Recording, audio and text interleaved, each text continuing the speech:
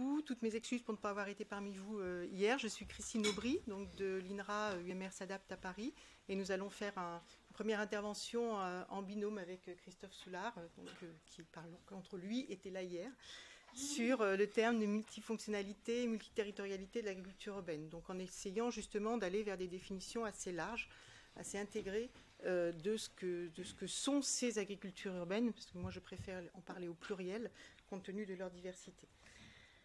Alors, tout d'abord, quelques définitions. Nous, on essaye, en tant que chercheurs, de se fondre dans la communauté internationale, et la communauté internationale, en termes de urban agriculture, pour causer bien français, se base souvent sur des définitions qui sont en particulier celles données par Moustier et Baye, à savoir une agriculture qui est située dans la ville ou à sa périphérie, c'est-à-dire qu'on est dans l'intra, mais on est aussi dans le péri.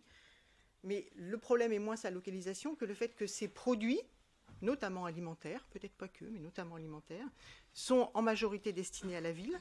Ça peut être aussi des services qui sont destinés à la ville. Et c'est une agriculture pour laquelle il existe une option, des alternatives entre des usages agricoles et non agricoles des ressources. Alors évidemment, la première ressource à laquelle on pense, c'est le foncier. Alors là, pour le coup, aux concurrences d'usage entre les terres agricoles et les terres à bâtir pour aller vivre, les terres d'infrastructure, mais aussi d'autres types de ressources, l'eau, très important dans certains contextes, le travail, la main-d'œuvre, etc.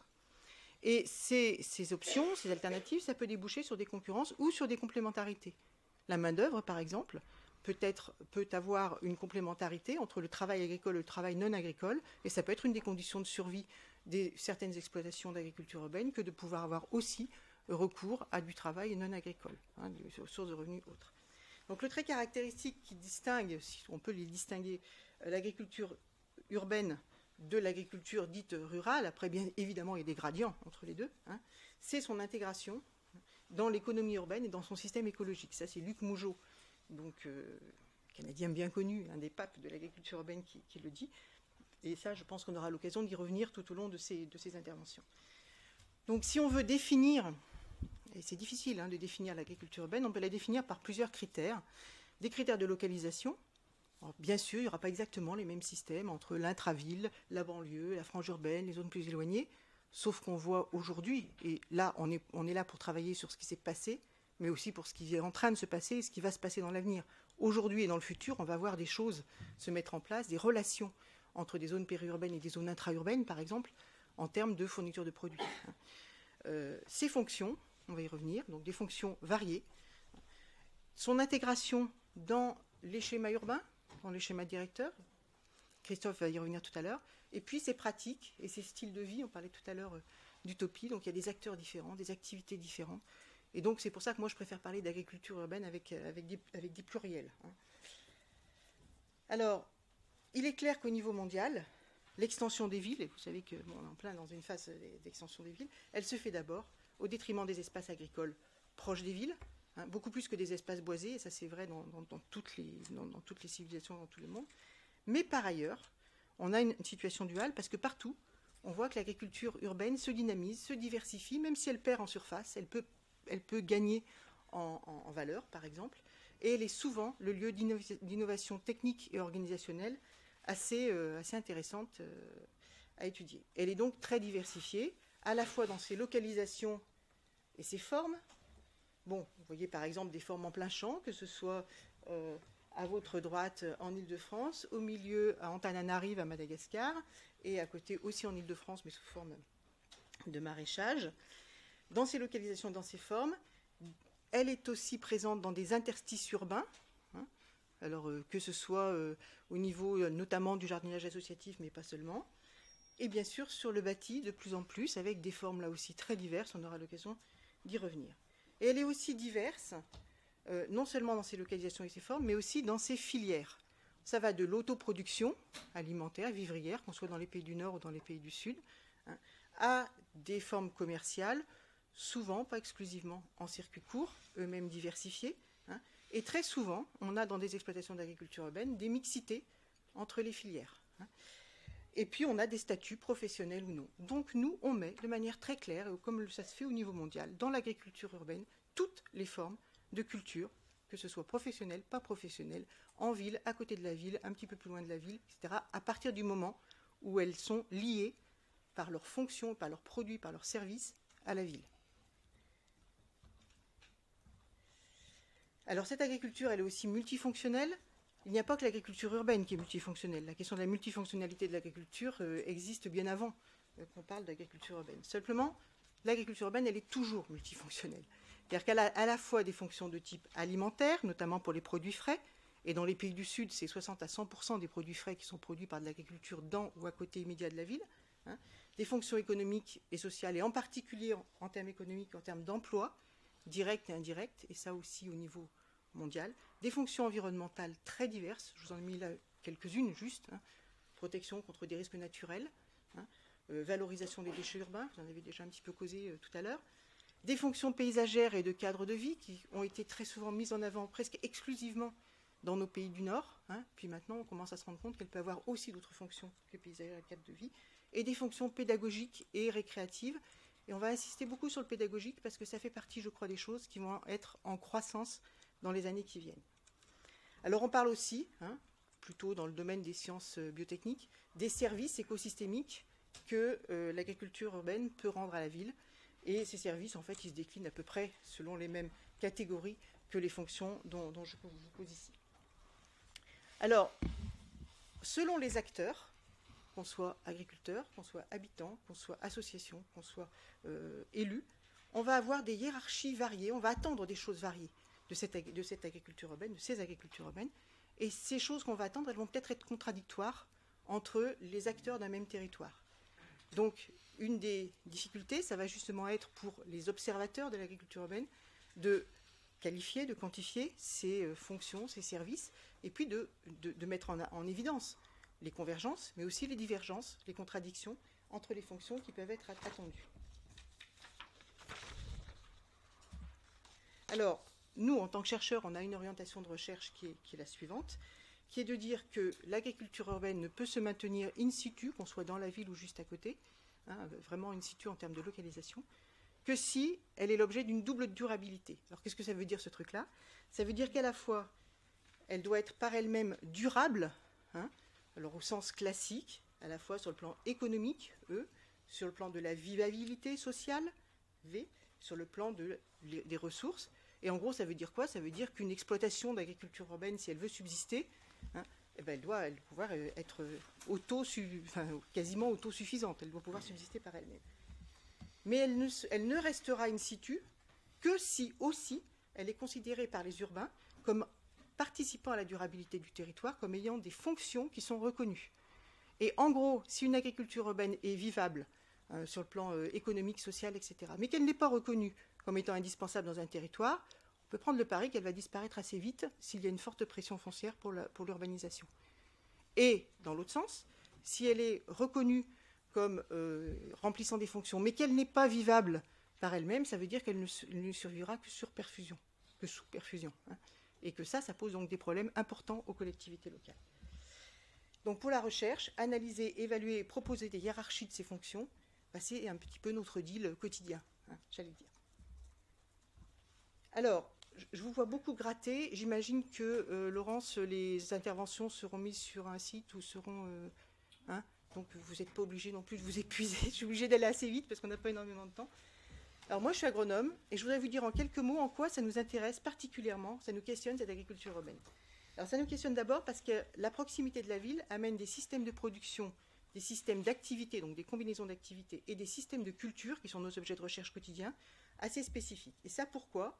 Parce que les familles agricoles de l'agriculture urbaine, elles ont souvent aussi d'autres activités.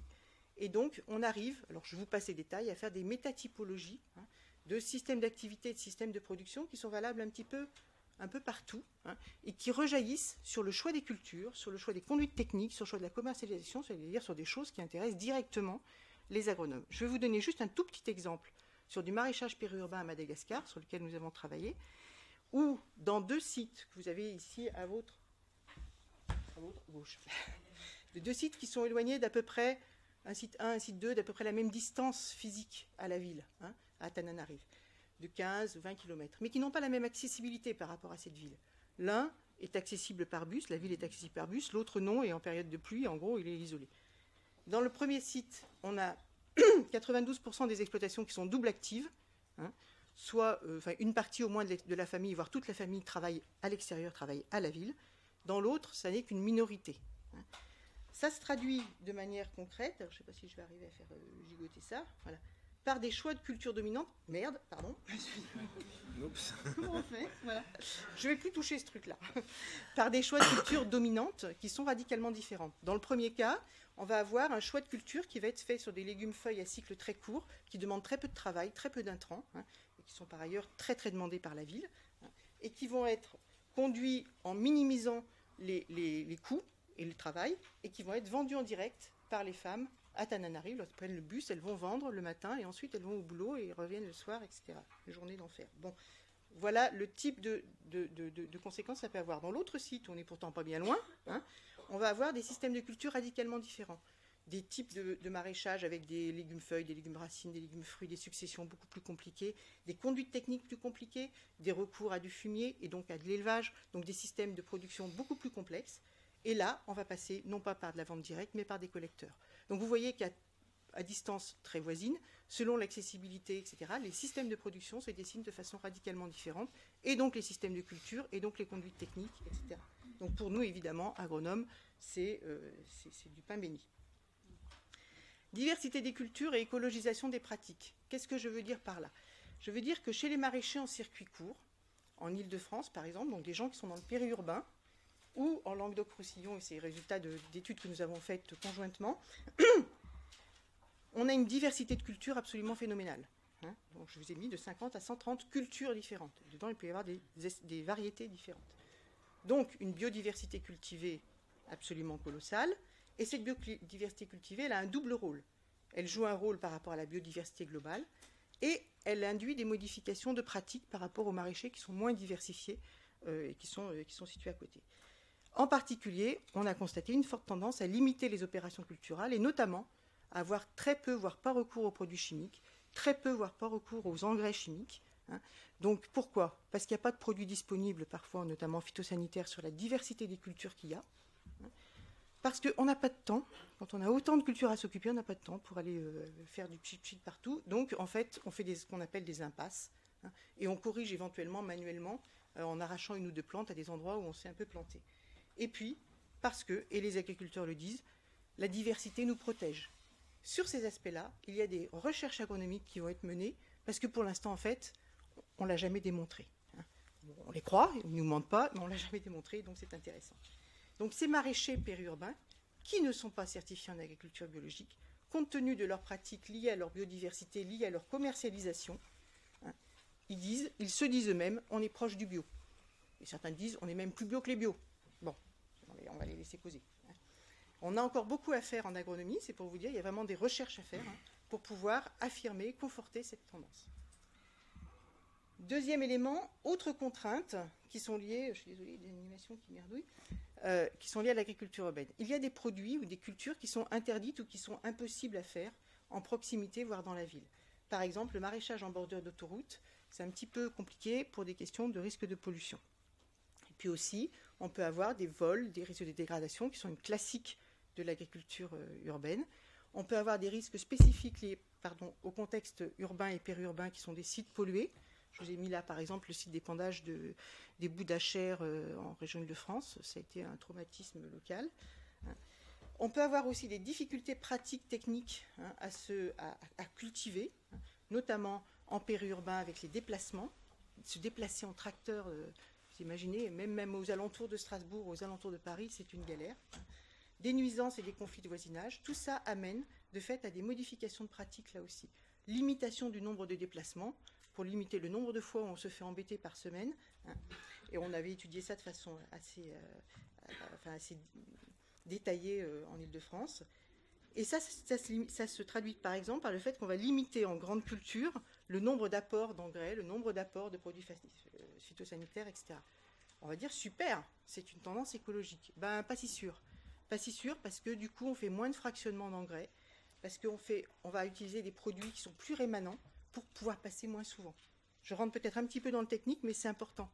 Du coup, on n'est pas forcément, c'est pas parce qu'on va moins traiter, qu'on va mieux traiter, et c'est pas forcément pour ça qu'on va être plus écolo. Par contre, c'est une conséquence directe des difficultés de déplacement, des difficultés concrètes liées à l'agriculture urbaine, notamment du fait des conditions de déplacement. Bon, problème d'accessibilité, de perception par le voisinage, je passe.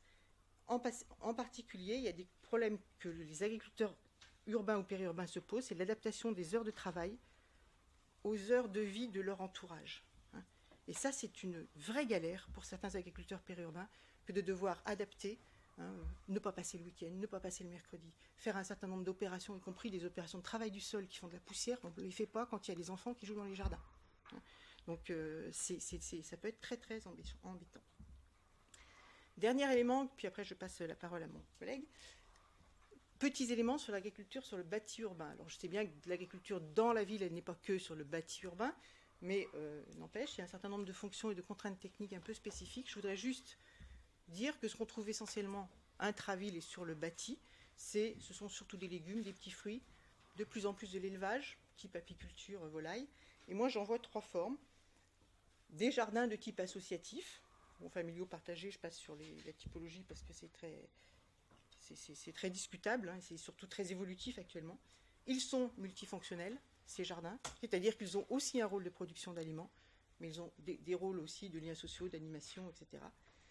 Je verrai une deuxième catégorie qui sont la production en plein air, c'est-à-dire pas sous serre, à visée au moins partiellement commerciale, et ça c'est en plein développement. Souvent une production très diversifiée, ça c'est une photo du Centropole roulant, ouais, tu reconnaissais. Donc ça c'est Montréal.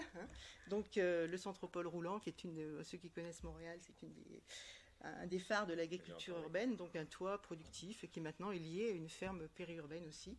Donc souvent des productions très diversifiées, plutôt vendues en circuit court, de type panier, et puis des productions en serre vert, à visée commerciale, qui sont... Là aussi, c'est la Loufa Farm à Montréal, mais on est en train d'avoir un certain nombre de productions de ce type-là en Europe, avec des productions souvent moins diversifiées, parce qu'on ne peut pas tout faire sous une serre, mais par contre des niveaux de production très importants, souvent en hydroponie, pas uniquement, et des circuits divers de commercialisation qui posent question en Europe. On y reviendra si vous voulez, je vais pas... voilà. Pour terminer, je voudrais juste montrer un certain nombre de spécificités, de questions techniques que posent ces diverses formes, par exemple sur le bâti. En termes de spécificité technique, la portance du toit, c'est quand même quelque chose d'important. Ce n'est pas le même niveau d'exigence selon qu'on est en jardin associatif, selon qu'on est en serre vert. C'est clair qu'il faut être plus portant quand on est en serre vert. Accessibilité et sécurisation. Les jardins associatifs sur les toits, ils commencent à en exister, notamment en région parisienne. C'est clair qu'il y a des familles qui arrivent, des enfants qui arrivent, il faut que ce soit parfaitement sécurisé. Facilement accessible, il y a aussi des personnes âgées qui viennent, et parfaitement sécurisé, il ne faut pas de tomber. Cette sécurisation, elle est bien sûr nécessaire pour les autres, mais elle peut l'être, on peut avoir des choses un petit peu plus olé, comme on a sur le toit d'AgroParisTech, par exemple. Bon. L'accès à l'eau est un point très important en agriculture urbaine, et en particulier sur le bâti. Et cette eau, doit-elle être potable, doit-elle être pas potable, doit-on avoir un point d'eau sur le toit et tout? Ce sont des problèmes techniques qui peuvent paraître très très concrets, mais qui sont souvent des points majeurs sur lesquels bloquent les projets. Substrat de culture, vous en avez déjà un petit peu parlé hier, on aura l'occasion d'y revenir, j'espère. Sur les jardins associatifs, on a le choix sur les toits entre des terres apportées ou des substrats, et selon les cas, ça se passe de manière différente. Sur les toits potagers productifs, on est aussi sur des choses très différentes entre des terres ou de la tourbe, comme on voit à Montréal, ou des composts locaux, comme on commence à faire par exemple sur Paris. Et puis dans les serres en hydroponie, il n'y a pas de substrat proprement parlé, puisqu'on est en hydroponie. Et sur la diversité culturelle, c'est là où ça nous intéresse le plus, on a en fait des gradients. On a des gradients sur lesquels, en fait, pour l'instant, on ne connaît pas grand-chose. On sait simplement qu'en gros, dans les serres en hydroponie, on peut, a priori, faire moins de choses en termes de diversité culturelle qu'on ne peut faire en plein air sur des jardins associatifs. Encore faudrait-il véritablement le démontrer, encore faudrait-il voir quels sont les véritables obstacles. Donc là, vous voyez qu'en termes techniques, cette agriculture urbaine, même quand on n'est que sur l'agriculture urbaine du bâti, elle présente une diversité et elle pose un tas de questions pour lesquelles, pour l'instant, on n'a pas beaucoup de réponses. Je passe la parole à mon ami Soulard. Donc j'enchaîne pour vous présenter une deuxième partie de l'exposé qui a consisté à un travail fait avec Christine et puis avec d'autres sur finalement comment attraper cette réalité complexe et diverse qu'est l'agriculture urbaine. Et dans un travail qu'on a fait avec Christine, donc qui est agronome et moi géographe, on s'est dit qu'un point commun sur lequel on peut s'appuyer au départ, c'est de regarder des unités d'activité agricole. Alors, on emploie ce terme pour regrouper, ça peut être des exploitations, ça peut être des jardins familiaux, ça peut être des fermes collectives, des entreprises. Et en fait, de considérer ces unités d'activité agricole dans leur double rapport au système urbain, son espace, son fonctionnement, ses territoires, mais aussi regarder ces unités d'activité agricole par rapport au système agraire. Alors le terme agraire, un terme un petit peu désuet, il est utilisé sciemment ici pour faire référence au rôle des héritages aussi, puisque les agricultures urbaines innovent, se recomposent, mais toujours sur une matrice, sur une histoire, sur des héritages qui comptent. Et le système agraire, c'est aussi que ces activités, elles sont reliées à des filières, à des marchés, à des organisations associatives, professionnelles, et à des territoires de gestion de l'agriculture. Alors si on part de ces unités d'activité agricole, on va s'intéresser aux pratiques agricoles qui, dans le cas de l'agriculture urbaine, sont aussi des pratiques habitantes, puisqu'on est dans les lieux habités. Donc on a appelé notre papier d'ailleurs qui est mentionné ici « Cultiver les milieux habités ». Et on va regarder aussi les flux. Donc les flux qui vont vers la ville, par exemple les circuits courts alimentaires ou la vente directe, ou bien des services agricoles fournis par l'agriculture. Et on peut regarder les flux dans le sens inverse, c'est-à-dire finalement la ville apporte des ressources à l'activité agricole, comme par exemple des produits organiques ou bien des services. Et puis on va regarder aussi les organisations territoriales dans lesquelles se situent ces unités d'activité agricole, qui peuvent être, on a vu hier, la cité, en bas des immeubles, ça peut être aussi le quartier, ça peut être la ville, le parc naturel urbain, ça peut être aussi la grande région. Donc ça peut nous donner un cadre et c'est un sujet sur lequel on a élargi cette volonté de construire un cadre analytique de l'agriculture urbaine en s'imposant, grâce à la comparaison, la réflexion sur la construction d'un cadre générique permettant, on l'espère, de pouvoir comprendre et comparer des agricultures situées dans différentes villes, elles-mêmes situées dans différents pays. Et donc on a un programme sur la Méditerranée. Et ceci nous a amené à proposer un concept de travail interdisciplinaire qui s'appelle le système agri-urbain, c'est-à-dire essayer de saisir l'ensemble des relations entre des agricultures urbaines et le système urbain, à partir d'une approche multiscalaire et qui permet en fait de mettre ensemble des spécialistes de l'agriculture et des spécialistes du monde urbain. Alors, ça consiste en fait sur une ville donnée, à regarder 3 niveaux principaux. Le premier, c'est le niveau de la région urbaine ou de l'aire métropolitaine, où on essaie de comprendre le système urbain et le système agraire. Et on regarde comment l'agriculture se trouve incorporée au développement urbain à cette échelle-là.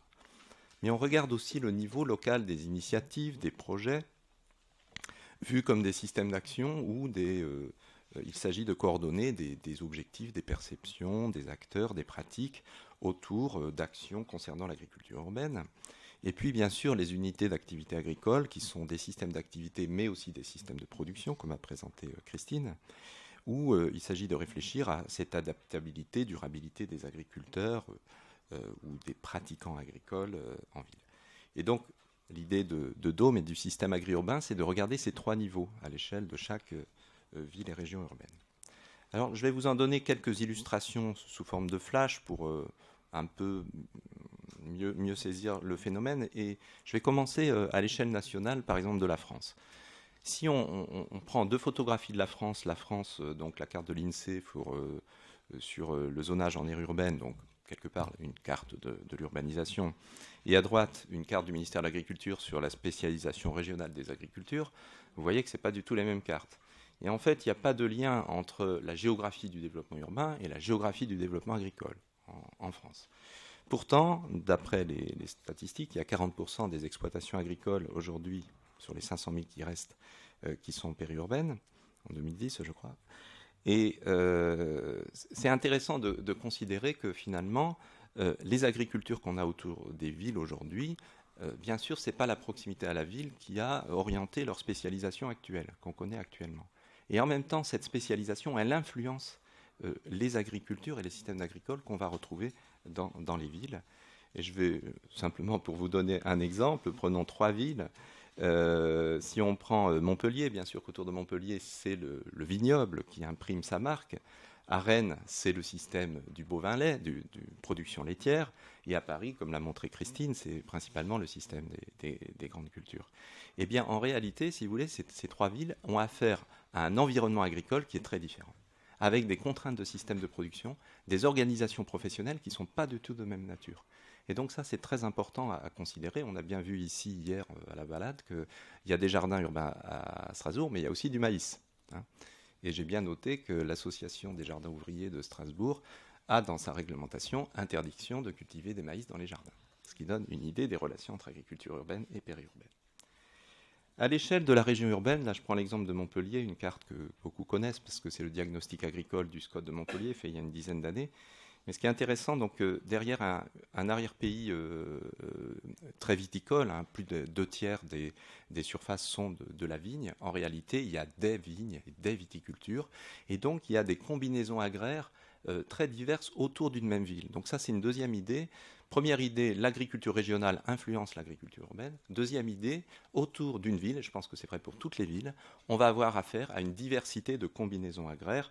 Et si on prend l'exemple de Montpellier, dans certains secteurs, on a plutôt du vignoble de terroir allié à de l'agritourisme et des politiques paysagères, et dans d'autres, des vignobles plutôt d'exportation, de production de masse, associés à des zones plus ou moins arrachées, beaucoup de cabanisation. Et donc, ces agencements entre des types de production agricole, mais aussi des activités connexes, annexes à ces activités, va guider aussi les possibilités de projet et donc quelque part la réflexion sur les modèles qui conviennent pour ces micro-territoires. Et j'en viens au niveau de la ville elle-même, c'est-à-dire dans la ville, pour vous donner l'exemple très rapide d'un travail qui a été fait par Pascal Chérom, ici présente, sur la commune de Montpellier, où dans la commune même de Montpellier, qui est complètement urbanisée, elle a inventorié, grâce à la télédétection et à la visite de terrain, 450 hectares agricoles. Et sur les 450 hectares agricoles, il y a 11 hectares de jardin. Et donc les autres, qu'est-ce que c'est? C'est de la vigne, c'est des céréales, c'est un peu de maraîchage, etc. Et Ophélie Robineau, qui fait sa thèse sur l'agriculture urbaine de Bobo-Dioulasso et qui a, dans cette ville africaine, identifié un très grand nombre d'agricultures. Il y a 1 millier de maraîchers, il y a 500 éleveurs de porcs, il y a des éleveurs de bovins, il y a aussi des cultures vivrières le long des voies, etc. Et en fait, on peut comparer ces villes, pourtant si différentes. Eh bien, en fait, dans les deux, il y a une diversité d'agriculture urbaine. Et on a fait une petite typologie. D'une part, il y a des agricultures urbaines qui sont intégrées au paysage urbain. Donc, par exemple, à Bobo-Dioulasso, c'est typiquement les sites maraîchers, une zone de manguiers. À Montpellier, les vignes AOC. Donc, en fait, ces agricultures, elles sont vues, connues, reconnues. Elles sont là, elles existent. Elles ont des difficultés, mais elles sont identifiées. Et à côté de ça, on a des agricultures invisibles, voire illégales, notamment des élevages. Hein. Le petit élevage de porcs en case, 1000 éleveurs à Bobo, il est interdit, mais il est là. Même à Montpellier, ça existe. Donc, par exemple, les équidés, les chevaux de loisirs, qui occupent des parcelles vacantes, avec des contrats qui ne sont pas forcément existants ou très clairs. Mais en fait, on les tolère aussi parce qu'ils ont une fonction. La lutte contre l'incendie en zone méditerranéenne, les chevaux de loisirs, quelque part, entretiennent l'espace. Il y a aussi des agricultures éphémères, opportunistes ou qui s'immiscent dans les interstices urbains. Typiquement, les cultures vivrières le long des voies à Bobo. Tout le monde, en fait, à Bobo-Dioulasso fait un peu d'agriculture. Et à Montpellier, ce qui est typique, c'est que les terres inoccupées, en fait, sont colonisées par des agricultures opportunistes. Il y a des agriculteurs spécialisés dans la prestation pour faire du blé dur ou pour des maraîchers qui font des melonnières pour des propriétaires absentéistes. Et puis on a des agricultures publiques, c'est-à-dire que les acteurs publics sont aussi agriculteurs quelque part, hein, dans certains cas. Donc à Bobo, il y a des projets pilotes menés par la ville sur les trames vertes. Et puis à Montpellier, il y a un agriparc dans la commune de Montpellier, possédé par la ville et géré par la ville. Et puis il y a aussi de la recherche agronomique qui a des champs expérimentaux dans Montpellier et qui est acteur agricole d'une ville. Donc j'arrive à la conclusion, notre conclusion commune. Sur les idées forces, en fait, à retenir, selon nous, c'est que quand on réfléchit sur qu'est-ce que sont les agricultures urbaines, premièrement, les villes sont sans limite On ne sait pas aujourd'hui, en fait, où s'arrête la ville, où commence-t-elle. Et donc, cette approche multi-échelle que je vous ai évoquée, elle s'impose un peu pour essayer de toujours faire une analyse avec des zooms différents et multiples. La deuxième idée qu'a bien montré Christine, c'est le dualisme du développement de l'agriculture urbaine. Il y a le déclin, mais il y a aussi de la reconquête. Il y a de l'agriculture officielle, mais aussi de l'illégal. Il y a de l'agriculture négligée, mais aussi promue dans du marketing, etc. Et puis, bien sûr, une grande diversité de ce qu'est, qui est, où est l'agriculture urbaine. Et pour conclure, plutôt qu'une définition, on vous propose de mobiliser différentes dimensions d'analyse à combiner pour caractériser les agricultures urbaines. On en parle toujours, bien sûr, la localisation, urbain, périurbain, etc. Les fonctionnalités, toujours présentes dans cette réflexion sur l'agriculture urbaine. On a beaucoup parlé hier dans le groupe sur les ressources. Les régulations, puisqu'il y a des politiques publiques, à la fois agricoles et urbaines, et ces agricultures n'échappent pas à des pratiques de régulation, de gestion, de gouvernance. Finalement, assez peu étudiées, mais ce sont quand même des activités qui, en tant que telles, méritent d'être comprises. Et puis, quelque chose aussi qui est peu présent dans les recherches, mais très très important, c'est en fait un peu la matrice spatio-historique de cela. La relation ville-agriculture, ça se construit sur du temps long, il y en a toujours eu, et on doit avoir cette préoccupation de resituer ce qu'on voit aujourd'hui dans des historiques plus longs, dans des héritages. Et puis, ça a été dit aussi, finalement, derrière cela, il y a la question de qu'est-ce que l'habité aujourd'hui, et qu'est-ce que l'urbanité, et qu'est-ce que finalement cette agriculture apporte dans cette relation à la ville, à l'autre, à l'espace, donc ville, nature et agriculture. Voilà, donc c'est pour vous donner ce petit schéma en conclusion, qui est un peu une synthèse des synthèses. Dessous, il y a quelques références, mais on vous donnera une bibliographie complète. Il y a beaucoup de synthèses qui ont déjà été faites. Donc là, on essayait de regrouper un peu tout. Voilà. Voilà, bonjour à tous. Alors la conclusion de Christophe est une magnifique transition vers ma présentation, parce que je vais justement plus peut-être vous parler du contexte spatio-temporel et inscrire en fait la relation ville-agriculture plus dans le temps. Je vais peut-être aujourd'hui la dimension des représentations, de l'imaginaire territorial, des images de la ville et de l'agriculture. Avant toute chose, je vous remercie beaucoup pour cette invitation à l'école thématique agriculture urbaine. Je suis ravie d'être là. Et aussi pouvoir discuter avec vous de cette question des représentations, sachant que moi, je me situe plutôt entre guillemets du côté de la ville. Hein. Je suis enseignante plutôt en géographie urbaine, en aménagement du territoire, et plutôt du côté urbain. Et en fait, l'agriculture et l'agriculture urbaine m'intéressent dans la mesure où elle questionne en fait le rapport ville-agriculture, et aussi où la ville est interrogée du point de vue de l'agriculture. Et c'est aussi le regard de l'agriculture sur la ville et de ceux qui pratiquent l'agriculture qui m'intéresse ici. Ce que je dois vous dire aussi, c'est que la présentation que je vais faire aujourd'hui, les dias que vous allez voir et le déroulement, l'enchaînement des choses, a été préparé avec Marion Hernoine, qui est ici présente, qui est doctorante à Genève sur la question du jardinage urbain. Et donc, ma présentation portera sur les représentations de la ville dans son rapport à l'agriculture, dans le sens où comment la ville est représentée dans son rapport à l'agriculture. Absolument, c'est un excellent titre. Je vais donc montrer les enjeux par rapport à la question de l'agriculture urbaine et de la définition de l'agriculture urbaine. Alors pour commencer, un petit liminaire.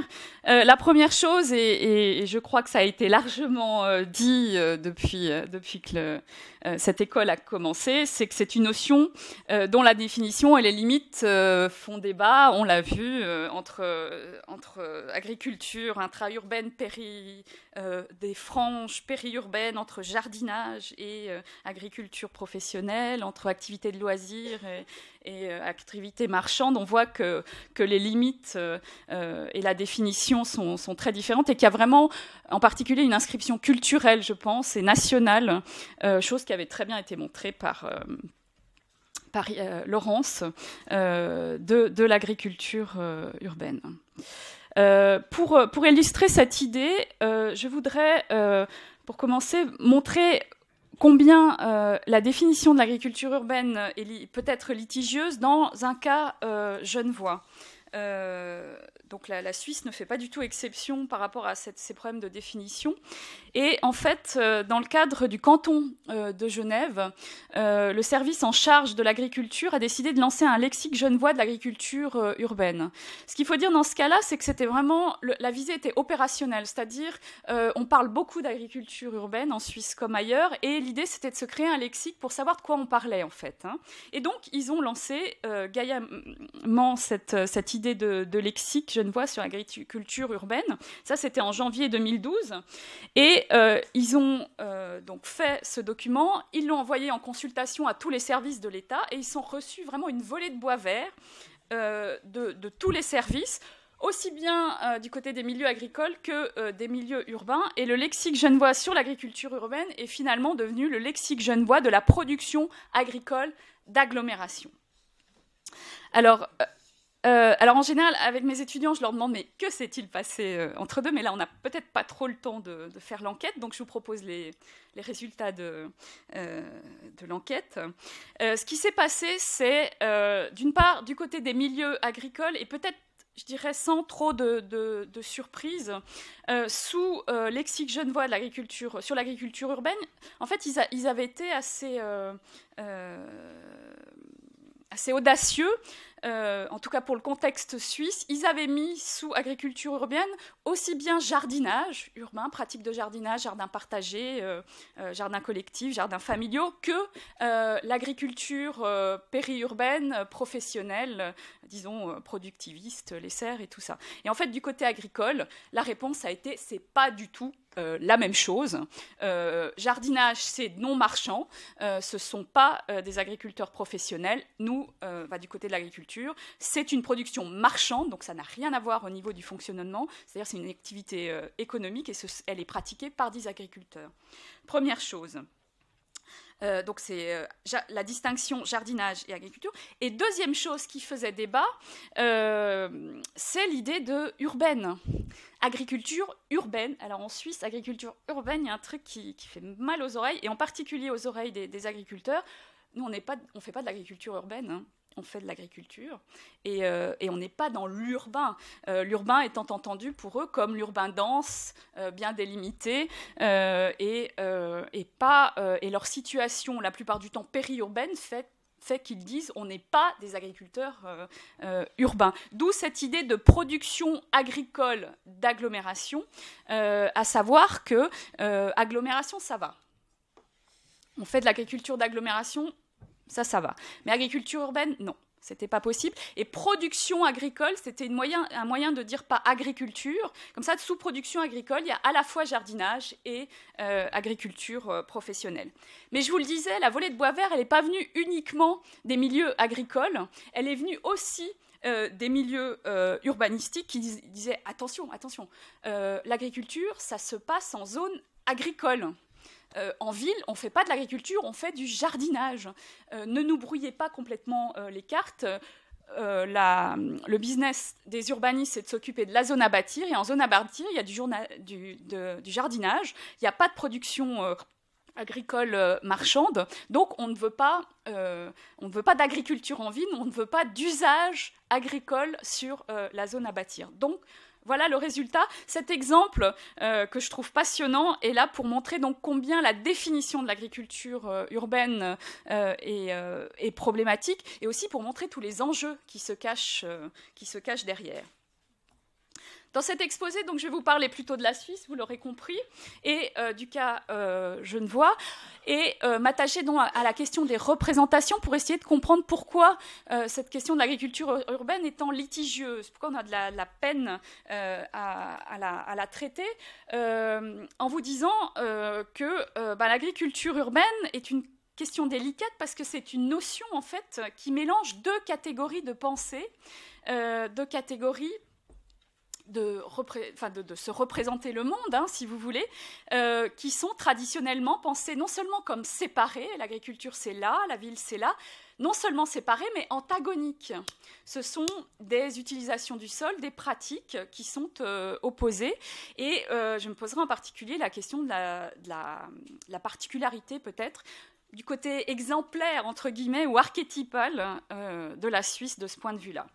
Alors, le plan de l'exposé s'articule en 3 parties. Dans une première partie, je montrais que traditionnellement, la représentation de la ville dans son rapport à l'agriculture était très négatif, et cette représentation est illustrée par la figure de la ville stérile ou stérilisatrice par la suite.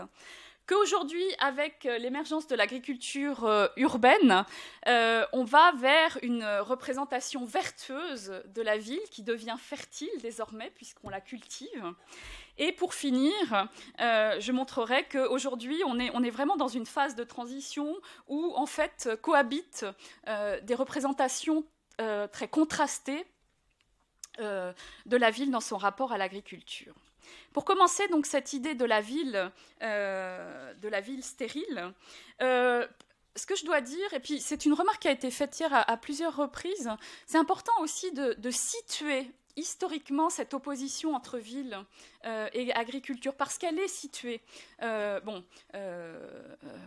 matériellement, je dirais, dans le sens où la séparation finalement entre ville et agriculture, elle est aussi située historiquement. Enfin, je veux dire, le XXe siècle aura été le siècle vraiment de la séparation dans le fonctionnement entre ville et agriculture, mais aussi dans l'imaginaire. Cette séparation, elle est historiquement située, et je dirais qu'on peut la situer au XVIIe siècle, par exemple avec l'émergence de la théorie physiocratique, qui voit en fait dans l'agriculture la force économique du pays par opposition à la ville qui ne produit rien, qui est stérile. En Suisse, on peut situer cette opposition au XVIIIe siècle, dès le XVIIIe siècle et surtout au XIXe siècle, avec la construction de l'identité nationale helvétique qui se construit en fait sur l'opposition entre une ruralité vertueuse, la montagne, le mythe des Alpes, et la plaine, les villes industrielles. Et voilà, ici, une représentation idéalisée du monde rural avec des paysans très heureux et très très bien habillés qui descendent de l'Alpe avec leurs jolies vaches. Et cette représentation-là s'oppose à celle de la ville. Là, je cite un poème de Albrecht de Haller, Les Alpes, qui est un poème très important pour cette construction identitaire. Et il dit « Loin de l'oiseuse vanité des affaires accablantes, l'âme demeure ici en paix et fuit la fumée des villes. » Tout le poème, en fait, est construit sur une opposition entre la ruralité vertueuse et ici l'élevage et puis la ville. Alors, comme illustration célèbre de cette opposition entre ville et campagne, l'agriculture faisant partie de cette campagne, Rousseau, qui parle des villes comme le gouffre de l'espèce humaine. Au bout de quelques générations, les races périssent ou dégénèrent, il faut les renouveler, c'est toujours la campagne qui fournit ce renouvellement. Avec cette citation de Rousseau, on trouve ici, pour la première fois, l'idée de stérilité. La ville est stérile dans un sens propre, dans l'idée que les femmes font moins d'enfants en ville, voire que les enfants meurent en ville, et que c'est toujours la campagne qui est réputée produire plein d'enfants et qui va envoyer ces enfants à la ville, qui va renouveler la population urbaine.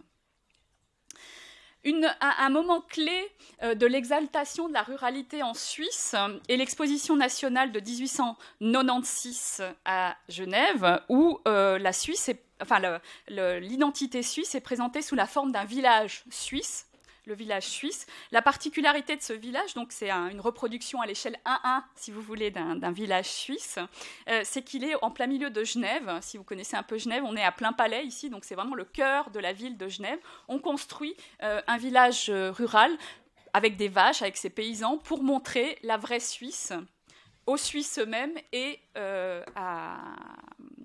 aux étrangers qui viennent visiter la Suisse. Ça n'empêche pas qu'à côté, il y a les halles aux machines, enfin, qu'on présente aussi la Suisse industrielle, mais ce qui présente l'identité helvétique, c'est ça. Donc là, vous voyez, on est au cœur de l'opposition entre la ruralité et l'urbanité. Cette idée de ville stérile, elle devient vraiment très très prégnante au moment de la Seconde Guerre mondiale, enfin au moment des deux guerres en fait, ce qui se comprend aisément en temps de guerre. Ben voilà, on ferme les frontières, il faut produire de la nourriture et c'est l'agriculture qui va pourvoir à l'alimentation du pays. Et dans ce contexte-là, il est assez aisé pour différents acteurs de montrer combien la ville est stérile parce qu'elle ne produit pas son alimentation et qu'elle dépend des autres, elle dépend de l'agriculture pour sa subsistance. Et ici, vous avez Ernest Laur, qui est le puissant paysan de l'Union suisse des paysans et qui déclare en 1940 que la ville est un véritable ennemi intérieur. Urbanisation équivaut à stérilité et par conséquent constitue un danger pour l'existence de notre peuple. L'urbanisation s'en prend aux sources vives de notre peuple qu'elle épuise et met ainsi en péril ce qui fait notre nationalité et notre caractère propre. Vous voyez ici on mélange plein de niveaux, hein. L'idée que l'agriculture pourvoit la nourriture, mais la nourriture, l'agriculture pourvoit aussi enfin, elle produit aussi beaucoup d'enfants, ce qui veut dire en temps de guerre des soldats qui vont défendre le pays, alors que l'urbanisation, elle, ne produit rien et consomme. Donc c'est très fort. Même genre d'idée chez Armin Maili, qui est un des instigateurs de l'aménagement du territoire en Suisse, donc un personnage important, qui dit combien l'agriculture est nécessaire en ville, non seulement pour des questions de nourriture, mais aussi pour procurer une occupation saine pour le corps et l'esprit. Le problème, c'est que plus l'habitant s'éloigne de la terre et de la nature, quand l'agglomération s'accroît.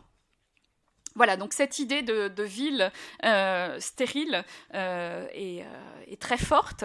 Et un des moments forts de la Seconde Guerre mondiale va être le moment où l'agriculture va pénétrer en ville pour rendre la ville plus fertile. C'est le fameux plan Wallen. Donc, à partir des années 40, on va mettre en culture, en fait, tous les espaces ouverts qui sont libres, y compris donc les parcs publics. Là, on est... Excusez-moi, la photo n'est pas excellente, mais on est en plein cœur de Zurich. Vous avez la cathédrale derrière et tous les Suisses d'un certain âge se souviennent de la mise en culture de ces espaces pour faire des champs de patates. Donc, c'est l'agriculture qui vient au secours de la ville stérile. Alors, après la guerre, l'idée de ville stérile va un peu évoluer. Ce n'est plus l'idée que la ville est un espace minéral qui ne produit rien. On oublie aussi l'idée de stérilité des populations citadines. Là, c'est quand même très, très situé, cette idée. Et on part vers l'idée de ville stérilisatrice dans le sens d'une ville qui, par son avancée, va stériliser le sol agricole. Agriculture et urbanisation sont en concurrence pour l'usage du sol, et la ville qui croît, années 50, années 60, les 30 glorieuses, donc là la croissance urbaine est énorme, la ville, par son avancée, détruit l'agriculture. Je vous le disais, moi je me situe du côté des représentations, de l'analyse du discours, et ici on a une publication pour enfants, très célèbre en Suisse allemande, qui présente la ronde annuelle des marteaux-piqueurs. Et vous êtes dans le village de Gülen. Alors, il y a différentes séries. Il y a Gülen des années 50, 60, 70, 90 et ainsi de suite. Donc, tous les 10 ans, on voit Gülen et Gülen qui s'urbanise. Au départ, c'était un petit village rural très mignon. Et puis, il finit par une ville. Une urbanisation qui va tout occuper. Et l'image qui ressort de cela est celle d'une urbanisation comme prédatrice des espaces agricoles. le grand enjeu de l'aménagement du territoire jusque dans les années 90-2000 sera la bataille pour le sol.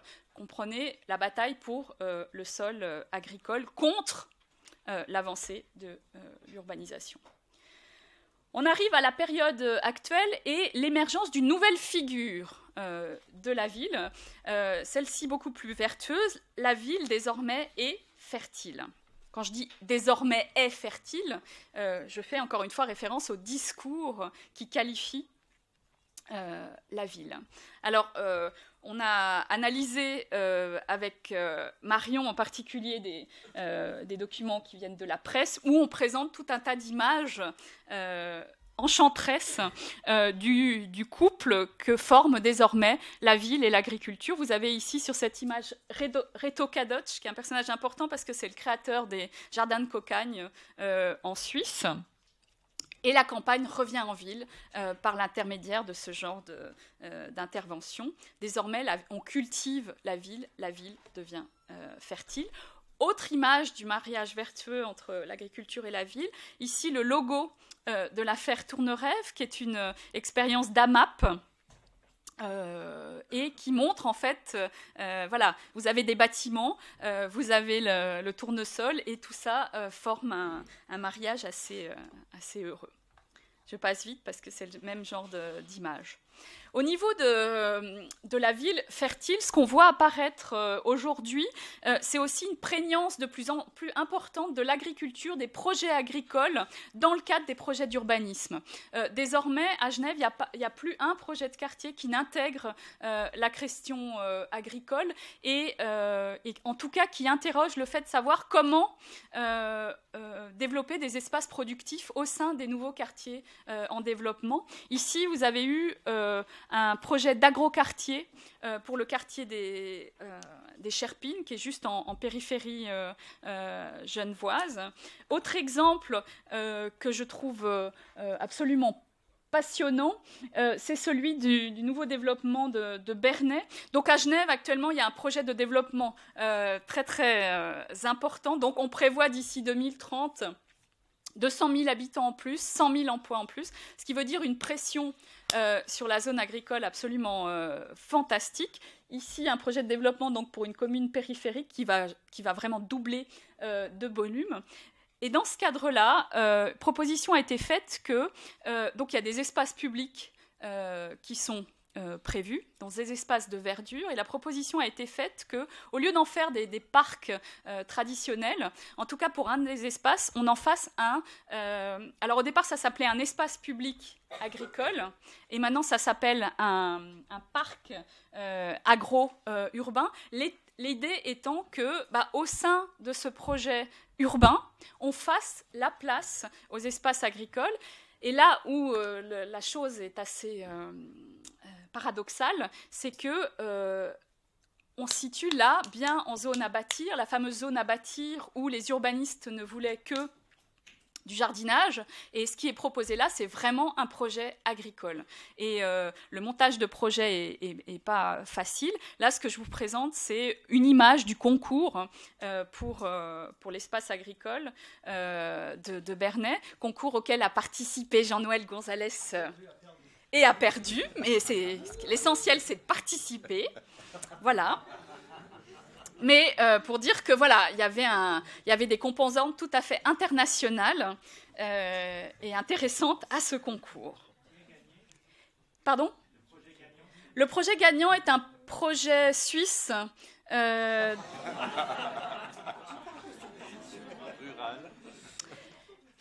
Mais c'est un bureau suisse formé par un couple suisse-anglais, hein, donc je pense qu'on peut dire. C'est Craig et Vertzon, hein. Les animateurs du projet Food Urbanism Initiative. Il y a un site internet, hein. Je vous conseille d'aller voir, mais j'ai plus le temps de... Voilà. À la ville, l'ère des champs. Donc, comme je disais, la ville devient fertile. Non, stérile, elle le demeure, mais elle devient aussi fertile. Et derrière l'idée de ville fertile, il y a l'idée en fait que l'agriculture est bénéfique à la ville, qu'avec l'agriculture qui s'insère en ville, on a désormais de la nature en ville. C'est l'idée aussi que grâce à l'agriculture ou à des pratiques agricoles, le citadin renoue avec la terre nourricière, il peut mettre les mains dans la terre, ce qui est très sain. On retrouve aussi l'idée de Meili, hein. Et puis, cette vaste idée de ce jardin, il y a beaucoup d'exemples de jardins partagés, de liens sociaux qu'autour des jardins, du lien social se crée. Voilà, je ne vais pas forcément développer sur cette idée de ville stérile, mais avec ce genre de titre, on voit bien aussi que la presse joue sur l'idée de, le béton, c'est la stérilité, et zoup, on met de l'agriculture dessus et la ville devient fertile, mais reste en arrière-fond l'idée que on va rendre meilleure la ville grâce à l'agriculture. Je ne vais pas développer les abeilles. Pour finir, comme troisième partie, évidemment, je voudrais dire que aujourd'hui, cette idée de la ville fertile est largement concurrencée par l'idée de la ville stérilisatrice. Les deux images, en fait, cohabitent largement. Béton armé contre cardon argenté. Il y a eu un vaste débat à Genève. Donc les cardons argentés, c'est des excellents légumes avec plein de piquants et qu'il faut préparer très très longtemps avec de la béchamel pour qu'ils soient bons. Mais c'est la seule AOC genevoise, donc c'est quelque chose d'assez identitaire. Et en fait, dans un projet de développement, l'espace où il y avait la culture de carton était menacé. Et c'est là où on voit que l'image de la ville stérilisatrice, stérile aussi, le béton, hein, elle est minérale, qui avance sur l'agriculture, demeure très prégnante. Et cette prégnance, on la voit très très bien illustrée par cette image. Que certains d'entre vous connaissent déjà parce que je l'aime beaucoup et je la montre souvent.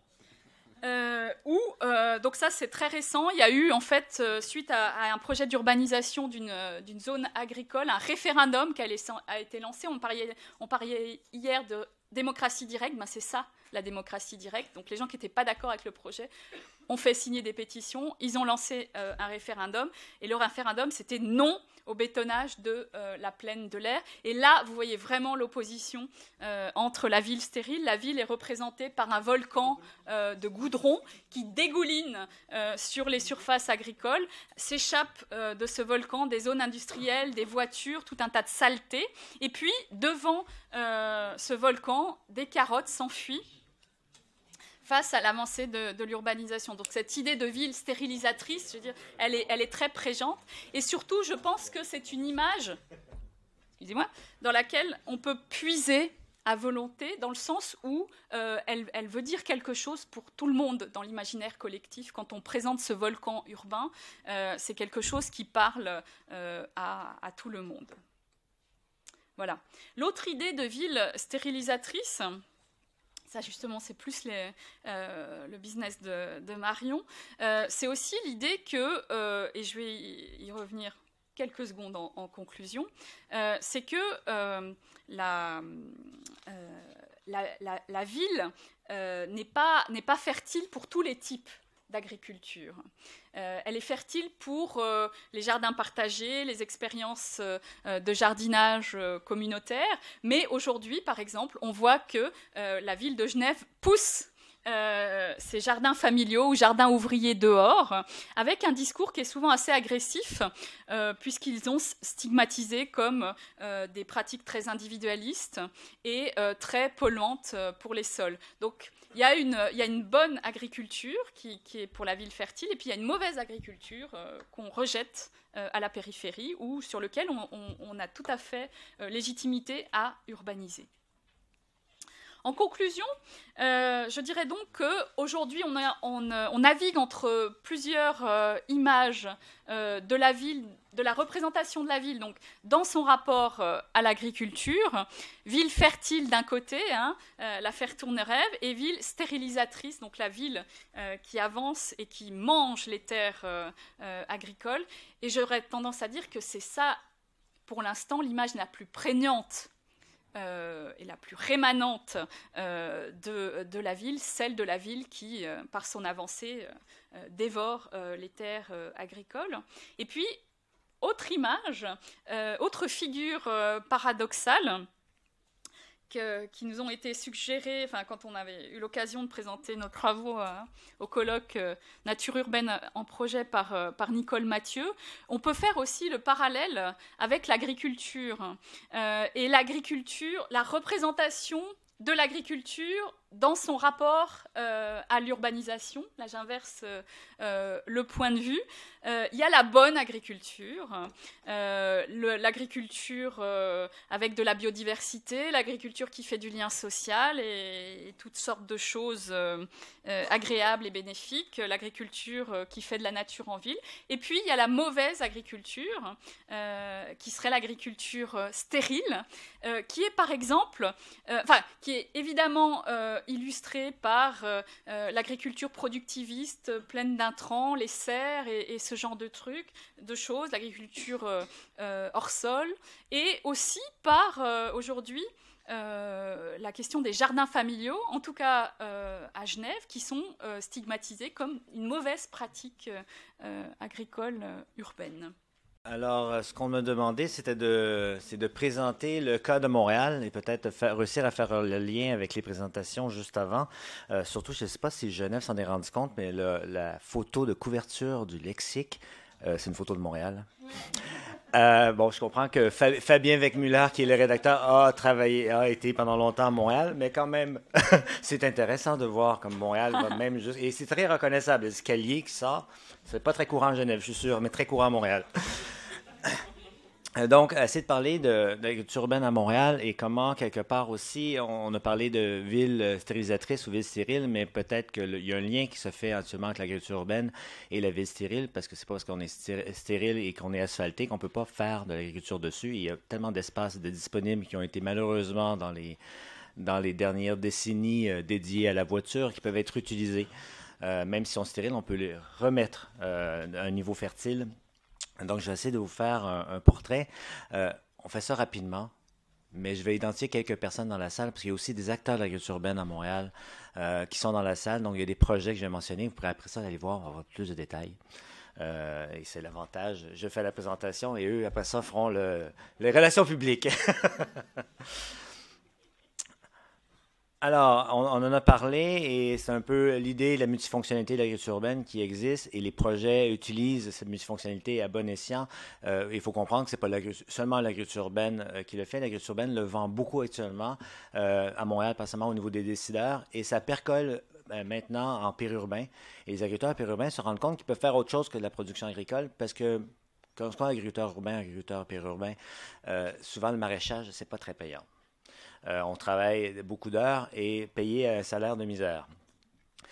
Mais avec la multifonctionnalité, avec d'autres services qu'on rend, ça nous permet d'aller chercher d'autres intrants de revenus financiers qui est non négligeable. Et l'agriculture urbaine, c'est peut-être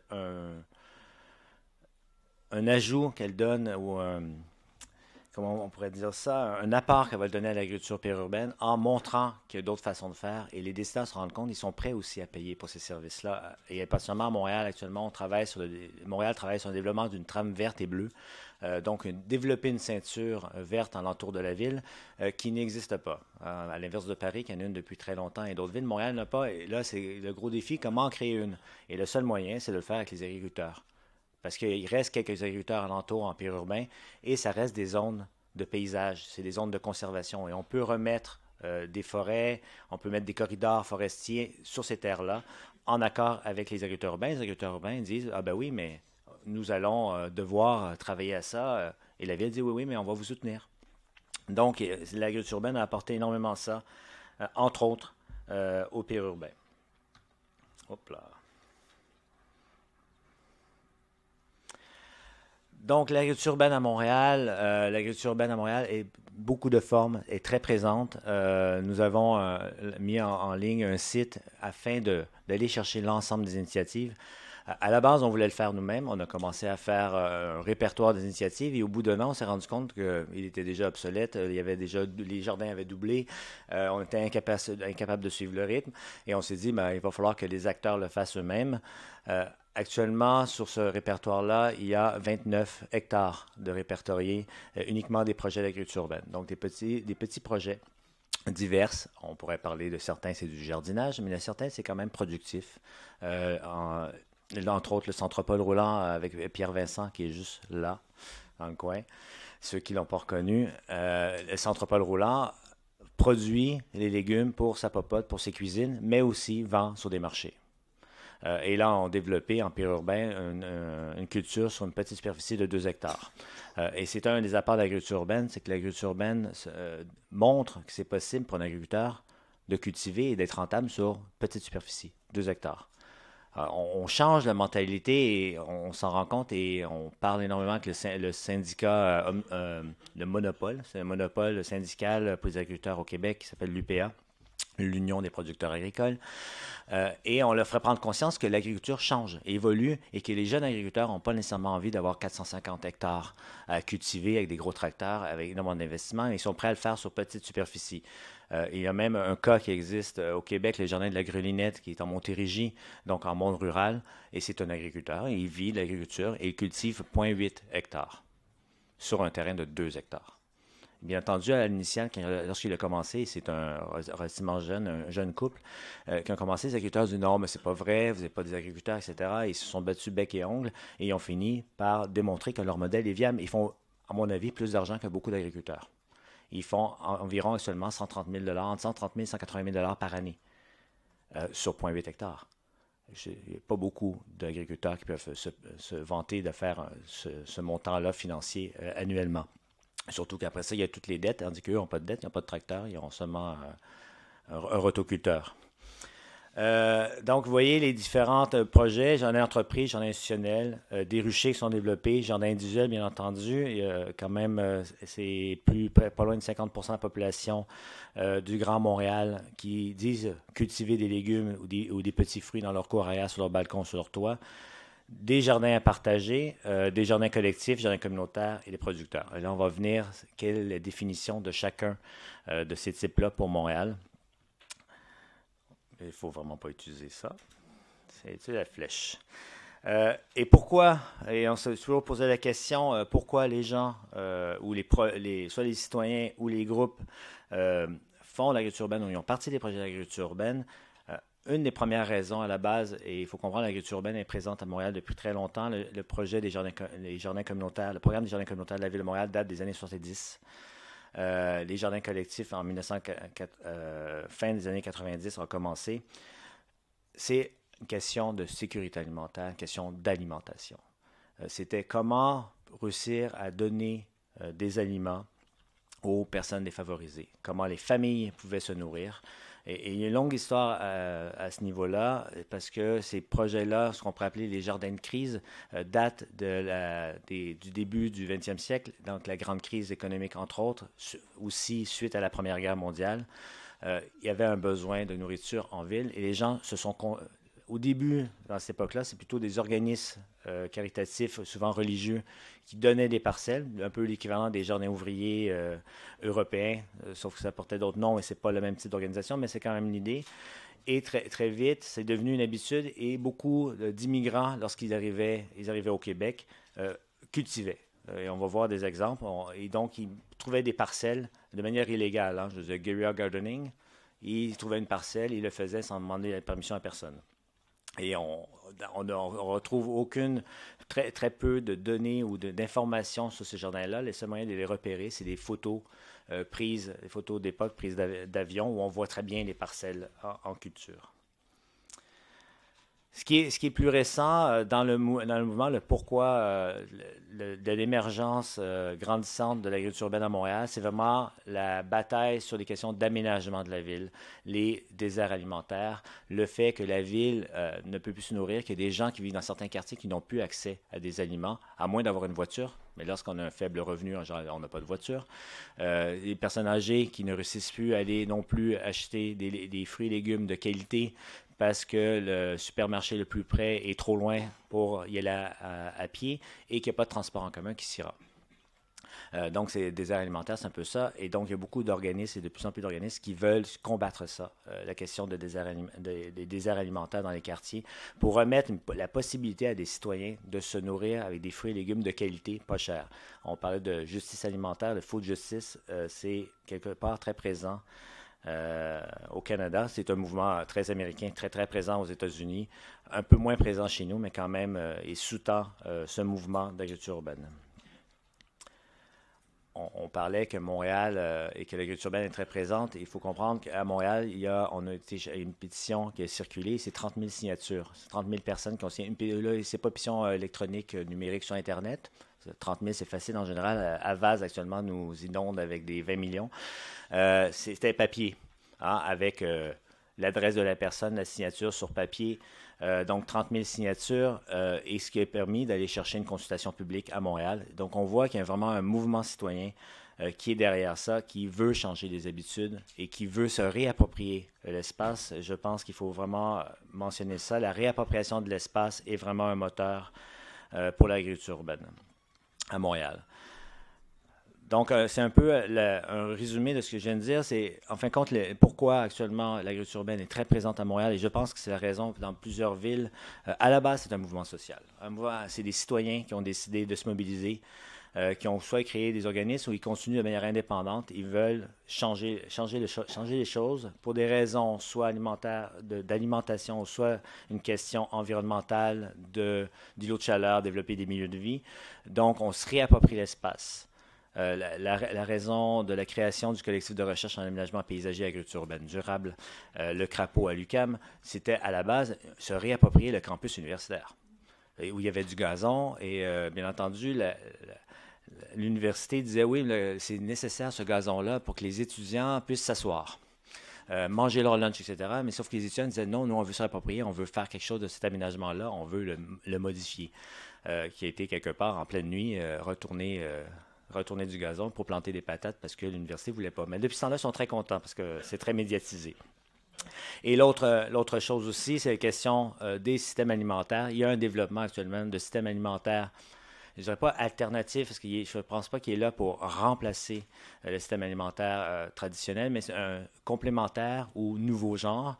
Le marché solidaire Frontenac, actuellement, donc il y a Maxime qui est derrière du marché, il développe un programme pour la mise en marché de la production agricole de jardins. Parce qu'on parle de petits jardins, etc. J'aime bien, je déteste le mot jardinage, je dois vous avouer, parce que j'ai l'impression que c'est pas important, etc. Mais ces jardins-là peuvent produire de 100 à 130 kilos de légumes par année. Malheureusement, ils sont mal organisés pour différentes raisons. Et ça, on a bien suivi. Je ne sais pas si vous connaissez tout le mouvement des War Gardens, des jardins de guerre aux États-Unis. On parlait tantôt de l'Europe la ville, je ne sais pas un peu qui disait ça, mais la ville stérile, etc. Puis l'agriculture va nous sauver. Mais l'agriculture rurale, il faut comprendre que l'Europe a plutôt été sauvée par l'agriculture américaine à l'époque. Et les États-Unis ont réussi à fournir des aliments à la Première et à la Deuxième Guerre mondiale, mais en quantité incroyable à l'Europe, parce qu'eux-mêmes ont arrêté de manger la nourriture de leur propre agriculture pour développer l'agriculture urbaine. Les États-Unis, 40% de l'alimentation des États-Unis à cette époque-là provenait de l'agriculture urbaine, ce qui a libéré tout le reste de la production pour l'exportation vers l'Europe. Et les Américains sentaient bien que l'Europe avait besoin, c'était une crise alimentaire majeure durant la Première Guerre mondiale et la Deuxième Guerre mondiale, et il fallait faire quelque chose pour aider contre les Alliés, il faut comprendre, c'est une association. Donc, développement de systèmes alimentaires pour éviter la perte de ces jardins-là, parce qu'il y a plein de gens qui jettent cette production-là. Ils ont trop de production, parce que malheureusement, plusieurs personnes Et là, je rejoins le fait que c'est un peu le jardinage, c'est pas les agriculteurs, ils n'ont aucune connaissance, souvent horticole, agronomique, ils vont planter 3, 4, 5 plants d'aubergines, parce que c'est ça qu'ils ont, et ils ne se rendent pas compte que 5 plants d'aubergines, ça va en produire des aubergines. Donc, ils sont avec des surplus, ils sont tannés de manger de la moussaka. Alors, à la fin, ils prennent leur plan, et ça, c'est des cas que j'ai vécu et sur lesquels je travaille, mais je pense que les gens sont sensibilisés, mais les organisations sont sensibilisées. Les gens, ils prennent le plan d'aubergine avec 5-6 aubergines dessus, ils vont les mettre dans le compost. Parce qu'ils sont tannés de manger d'aubergines. Et là, tu leur dis, oui, mais regardez, si vous mettez dans ce panier-là, on pourra distribuer parmi les autres jardiniers ou encore les donner à un organisme en sécurité alimentaire. Voici 3-4 ans, je pense qu'on était un peu luberlus quand on disait ça, mais on se rend compte que ça arrive et il y a des organismes qui commencent à mettre en place des systèmes. C'est un système de distribution. Donc, quelque part, c'est un système alimentaire qui a besoin de certaines contraintes. Souvent, les organismes, comme un marché, ont un lieu de vente légal. Donc, ils ont le droit d'être sur la voie publique et de vendre des légumes. Donc, c'est par cette voie-là qu'on peut remettre en marché une production qui se perd sinon. Alors, à Montréal, et on va essayer de faire peut-être une présentation historique de ce qui s'est fait et de présenter les cas et de voir comment ça a évolué dans le temps et vers où ça évolue, parce qu'il y a vraiment une vision de développement qui suit ce qui se passe beaucoup en Amérique, mais qui doit rejoindre beaucoup de choses qui se passent aussi en Europe, parce que je sens aussi qu'en Europe, il y a un besoin de professionnalisation, une volonté de professionnalisation, donc vraiment une structure d'agriculture. Ça va être des professionnels qui vont en vivre, donc là, on peut dire que c'est de l'agriculture. Et bien entendu, je vais commencer seulement en 1938 parce qu'on a pu faire plus vieux, on a des photos plus vieux. Mais dans les années 30, il y a vraiment ce qui s'est développé, c'est des jardins économiques. Hein. Il y a des populations pauvres, c'est suite à la crise économique, du crash boursier des années 30. Et on a beaucoup d'organismes ont commencé à développer des jardins. Ici, c'est le jardin botanique qui a développé un jardinet écolier. D'écoliers pour la sensibilisation et qui existe encore. Hein. C'est encore un jardin qui existe. Il est beaucoup moins grand qu'avant, mais il y a encore durant tout l'été des enfants qui peuvent avoir leur parcelle pour jardiner. Mais associé à ça, il y avait un jardin économique pour les familles à faible revenu de production.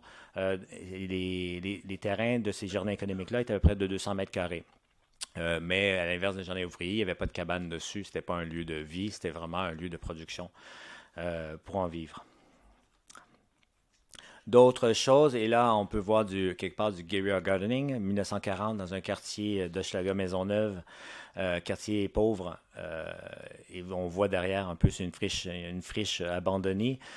Donc, quelqu'un a décidé de se créer un jardin, et là, on perd dans l'histoire, malheureusement, qui était porteur du projet et autres. Mais vous voyez la petite fille sur la photo, il y a une petite fille sur le trottoir, donc vous voyez la grandeur quand même du jardin, il est quand même assez impressionnant.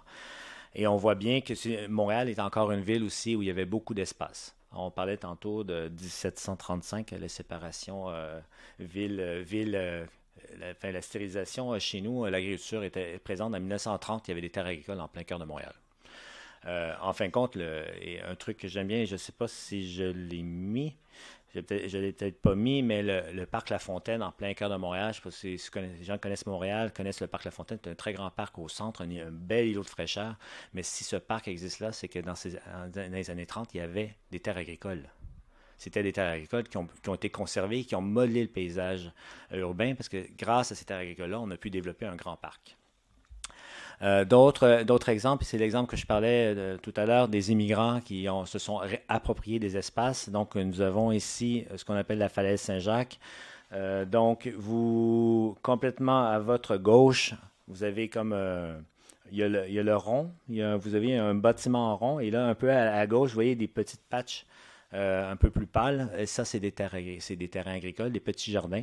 Et dans le quartier qui est juste au-dessus, sur une falaise, on ne voit pas, mais il y a une bonne dénivelée à cet endroit-là. C'est rendu un lieu de conservation de la ville de Montréal. Et donc, c'est une falaise, mais juste au-dessus, c'est un quartier où il y avait beaucoup d'Italiens qui s'installaient. Donc, ils fuyaient la pauvreté d'Italie suite à la Deuxième Guerre mondiale. Donc, beaucoup sont arrivés à Montréal et ils avaient l'habitude de faire l'agriculture. Et la première chose qu'ils ont faite, c'est qu'ils sont descendus la côte et ils ont commencé à cultiver des parcelles. On doit beaucoup, en agriculture urbaine, on doit beaucoup, je pense, aux immigrants portugais et italiens de cette époque qui nous ont apporté aussi des zucchini, les brocolis et autres que nous n'avions pas. Actuellement, de manière moderne, ce qu'on va retrouver, première chose, c'est une photo des jardins communautaires, un beau jardin communautaire C'est pas ceux que je préfère, c'est vraiment propre.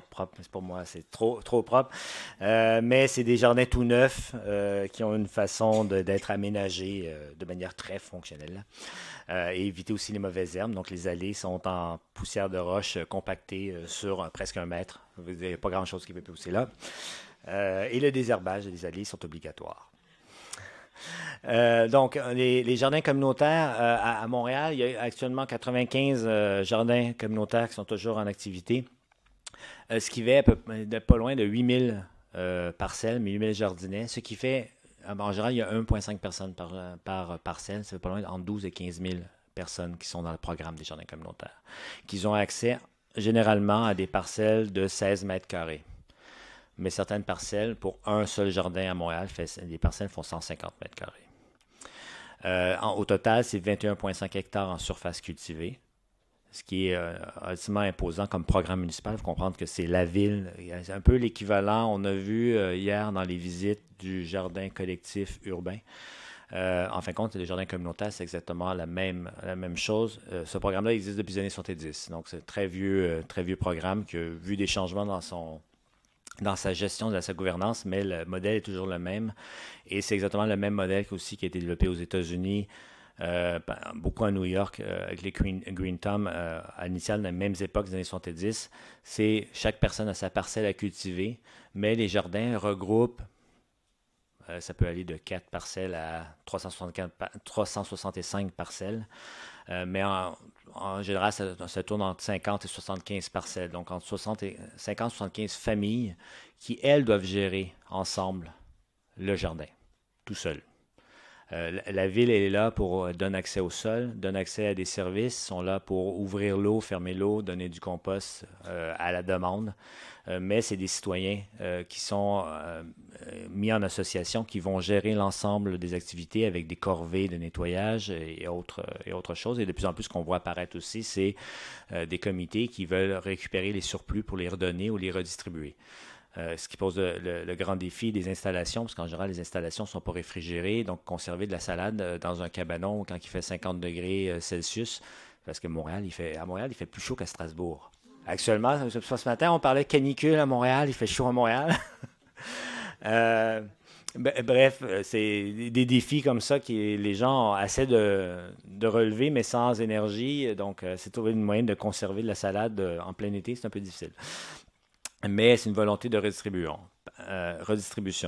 Donc, par ailleurs, les jardins collectifs, ils étaient 77 jardins en 2009, mais depuis ce temps-là, il y en a beaucoup plus. On a plus près d'une centaine. Et Maude qui est là-bas, fait partie de Beaufaction Rosemont, qui est un jardin collectif qui existe depuis plusieurs années. Donc, les jardins collectifs, c'est 77 jardins. Ces jardins-là sont portés pour la forte majorité par des organismes communautaires qui ont créé ces jardins collectifs-là pour des questions de sécurité alimentaire, des questions d'éducation, d'empowerment, de sortir d'isolement aussi les gens à faible revenu. Le jardin collectif, la grande différence du jardin communautaire, c'est qu'il y a une seule parcelle qui est cultivée. Et les gens la cultivent ensemble. Le choix des légumes, les tâches, la récolte, va tout être fait par l'ensemble des jardiniers. Donc, réunion, décision, discussion, qu'est-ce qu'on va planter, où on va planter d'une année à l'autre. Et tout ça est en général animé par je vais dire une animatrice parce que je pense qu'il ne doit pas y avoir beaucoup d'animateurs. Mais il y en a quelques-uns, mais c'est un milieu de femmes. Mais l'agriculture urbaine, en général, là, je ne vais pas calculer comme hommes et femmes ici, mais je peux dire qu'à Montréal, c'est un milieu féminin avant tout. À l'école d'été sur l'agriculture urbaine à Montréal, sur les 180 participants de l'année passée, il y avait 20 hommes. Donc, c'est assez frappant. Donc, les jardins collectifs représentent 1 hectare à peu près en superficie totale pour 77 jardins. Et ils ont des fonctions très variées, mais sont implantés dans tous les quartiers. Et c'est souvent vraiment de la lutte à la pauvreté qu'ils vont faire, ce qui n'est pas du tout le cas des jardins communautaires. Ce qui ne veut pas dire que les jardins communautaires ne le font pas. Si on pose, et là, on n'a pas de données sur les jardins collectifs, que vous comprenez, passer un sondage et poser des questions dans des jardins collectifs avec des personnes à faible revenu, c'est plus difficile que dans un jardin communautaire. où les personnes ont des revenus peut-être un peu plus élevés, sont moins stigmatisées aussi. Le jardin collectif, c'est vraiment la clientèle visée et les personnes à faible revenu. Il n'y a pas uniquement, et les meilleurs jardins collectifs sont ceux qui n'ont pas uniquement des personnes à faible revenu, mais il y a quand même une certaine mixité. Dans les jardins communautaires, on a passé un sondage et on demandait pourquoi les gens faisaient de l'agriculture urbaine. Sur 800 répondants, et c'était surtout les jardins communautaires du centre de Montréal. Donc 55% des jardiniers ont répondu au sondage et on leur laissait différents choix. Les trois raisons pour les fonds de l'agriculture urbaine, c'est loisirs, lieu de détente, milieu de vie. Et c'est pour ça qu'on défend beaucoup l'agriculture urbaine à Montréal en disant que c'est un milieu de vie. Si on veut garder les jeunes familles, il faut leur offrir des espaces qu'ils veulent avoir pour pas qu'ils quittent la ville. Qualité des aliments et de proximité, de savoir où viennent les aliments. Et après ça, c'était la quantité. Donc, c'était quand même important. Et là, il faut comprendre que dans ce sondage-là, et avec la Ville de Montréal, vous comprenez, le contexte québécois, c'est toujours la question de langue est compliquée. Et les municipalités telles que Montréal ne peuvent que communiquer dans une seule langue, le français. Ce qui fait en sorte que nous avons perdu beaucoup de répondants et tous les répondants nouveaux arrivants, par exemple, n'ont pas répondu à ces questions-là, et les Bengalis. Donc là, on essaie de voir comment on peut les rejoindre de manière informelle avec plutôt des entrevues. Puisqu'on ne peut pas passer par la Ville de Montréal pour distribuer largement un sondage, parce que légalement, dans leur constitution, ils ne peuvent pas. Ce n'est pas une mauvaise volonté, c'est simplement qu'ils sont pris avec des contraintes bureaucratiques. Voilà. Donc, j'en parlais tantôt, les jardins du Lac, on a tendance à oublier, que c'était très, très fort producteur. Donc, en Montréal, selon les sondages, tantôt je disais 50%, en fait, c'est selon la question et les sondages, mais c'est entre 40 et 50% des personnes qui pratiquent l'agriculture urbaine. Donc, on n'a pas posé la question est-ce qu'ils pratiquaient l'agriculture urbaine, parce que c'est un peu un jargon entre nous, l'agriculture urbaine. Les gens disaient non, je ne fais pas l'agriculture urbaine, moi. Et là, ils disaient est-ce que vous avez un jardin potager productif? Est-ce que vous produisez des fruits et légumes? Là, ils vont dire oui. C'est sûr qu'à Montréal, maintenant, depuis là, ça a été passé, ça fait déjà 2 ans et demi, depuis tout l'effort médiatique qu'il y a eu alentour, là, tout le monde sait c'est quoi l'agriculture urbaine. Puis tout le monde dit oui, je suis un agriculteur urbain, ils sont tout fiers de l'être, ce qui n'est pas toujours le cas, mais c'est pas grave. Mais c'est quand même 40% des citoyens, ce qui fait 300 à 400 000 personnes. C'est non négligeable. Donc, imaginez, et en moyenne, on se rend compte que les gens ont entre 5 et 10 mètres carrés de jardin. À Montréal, on produit à peu près 5 kilos par mètre carré. Donc, les gens vont produire entre 25 et 50 kilos de légumes. Là, on peut faire des petits calculs rapides, mais à 400 000 personnes, ça commence à faire des fruits et légumes. Autre chose qui se développe énormément, c'est les jardins pédagogiques. Donc, l'utilisation du jardinage pour l'éducation, la sensibilisation. Et là, les 4 universités montréalaises le font avec différentes formes de gouvernance. Et ce qui est intéressant à étudier, c'est que chacun a ses approches et voir comment chacun fonctionne. Autant au primaire que dans les cégeps, qui est l'équivalent du lycée début DUG en France. Le DUG existe toujours? Non, il n'existe plus, ça change. Licence, enfin bref, la première année à l'université. Là, en bas à droite, c'est le jardin du Centre-Paul Roulant à l'Université McGill. Donc, l'Université McGill fait l'agriculture, mais a décidé d'ouvrir l'espace, en fin de compte, à un organisme. Donc, offre l'espace et l'organisme gère l'entièreté du jardin. À l'inverse, à l'UQAM, c'est un collectif qui s'est créé pour gérer les jardins et se répartir la production. Et d'une année à l'autre, les mandats changent. Les écoles primaires, c'est beaucoup la sensibilisation et l'éducation. Il y avait même un rucher, le rucher de l'UQAM, qui est un rucher pédagogique aussi, où les enfants viennent se coller le visage sur la vitre pour voir les apiculteurs et les abeilles. Ils sont tous contents et tout en sécurité. Parce qu'au Québec, on ne peut pas mettre des enfants en contact directement avec des ruches, ça serait bien trop dangereux. Et même mettre des ruches dans un parc, on se fait « Non, mais c'est pas possible. » Oui, mais ils le feront à Paris. Pourquoi nous, on ne pourrait pas le faire? Autre chose aussi, ce qui se développe beaucoup, mais je sais que ça se développe aussi à Londres et à Paris, il y a un projet de verger urbain, mais en fin de compte, ici, c'est de dire il y a beaucoup d'arbres fruitiers en ville qui ne sont pas récoltés. Donc, c'est d'utiliser cette récolte-là pour la redistribuer. Donc, à Montréal, ça s'appelle les fruits défendus, qui sont un peu moins... c'est un organisme un peu moins imposant que son frère ou sa sœur à Toronto. Toronto, j'ai oublié un N. Ce qui s'appelle Not Far From the Trees. Et à Toronto, en 2010, ils ont ramassé 20 000 livres, ce qui dirait 10 000 kilos, 10 tonnes de légumes, de fruits dans les arbres. C'est quand même assez conséquent. Et c'est quand même pas un très gros organisme, ils sont 3-4 employés. Donc, imaginez le potentiel qu'on y retrouve dans ces arbres fruitiers qui ne sont pas récoltés. Et en plus, ils ont les techniques où ils ne sont pas obligés de monter dans les arbres pour récolter, donc ça évite des gens qui tombent des cerisiers et autres, et qui se ramassent à l'hôpital. Et il paraît que c'est incroyable à ce moment-ci en France, beaucoup de personnes se ramassent à l'hôpital à cause des cerisiers. Parce qu'il ne faut pas monter dans un cerisier pour cueillir la cerise, il ne faut surtout pas aller chercher la cerise au bout de la branche. Le Jardin botanique a même aussi développé un verger hors sol pour montrer qu'il est possible de faire de l'agriculture, même d'arbres fruitiers, hors sol. Et c'est un verger qui existe depuis 3 ans et qui produit. Ce que je vous mentionnais juste avant aussi, l'apiculture. L'apiculture urbaine s'est développée de manière très rapide et fulgurante à Montréal. Voici 2 ans, s'il y avait un rucher caché quelque part, ça devait exister, mais on ne le connaissait pas. Et depuis 2 ans, on est rendu à 20 ruchers. En fin de compte, je devrais dire, on est plutôt rendu à 25, parce que je sais que 5 nouveaux ruchers vont s'inscrire sur le portail, et on est rendu à peu près 170 ruches à Montréal. Donc, en 2 ans, on est passé de presque rien à 170 ruches, ce qui produit à peu près 3 tonnes de miel.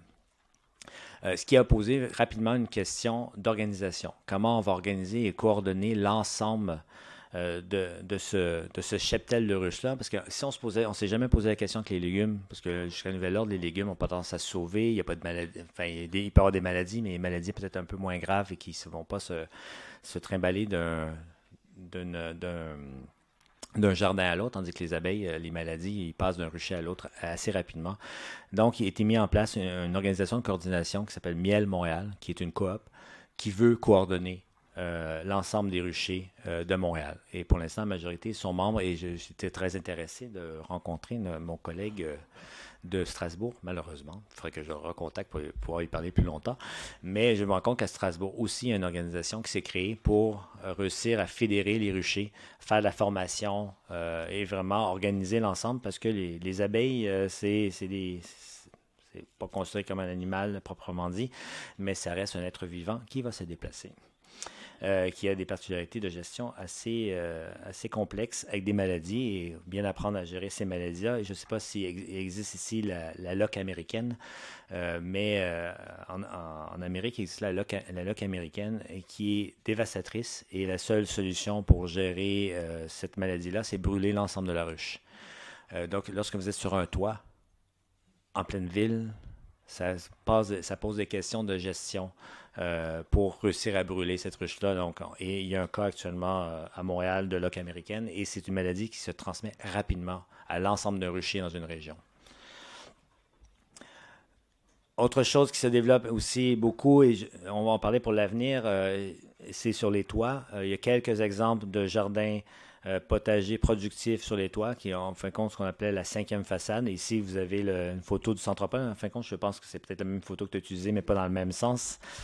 Qui est vraiment de plus en plus mis en place et valorisé. À New York, c'est beaucoup plus présent et en plus fort développement que peut l'être à Montréal, puisque Montréal, la majorité des bâtiments ne peuvent pas supporter cette charge supplémentaire. C'est une question de charge. Tu parlais tantôt des charges fortes et faibles, la portance des toits. Un toit comme ça, c'est encore plus de charge portante qu'une serre. Parce que la serre, on peut répartir le poids sur l'ensemble de la structure, tandis que là, il y a 16 pouces de terreau, ce qui fait en sorte que la charge est immédiate au-dessus du sol. Et il nous faut comprendre en plus qu'il y a de la neige l'hiver. Qui est le défi, c'est que là, il faut rajouter encore un 30 cm de neige, qui est une charge portante, surtout quand elle devient humide. Il faut avoir des bons toits solides.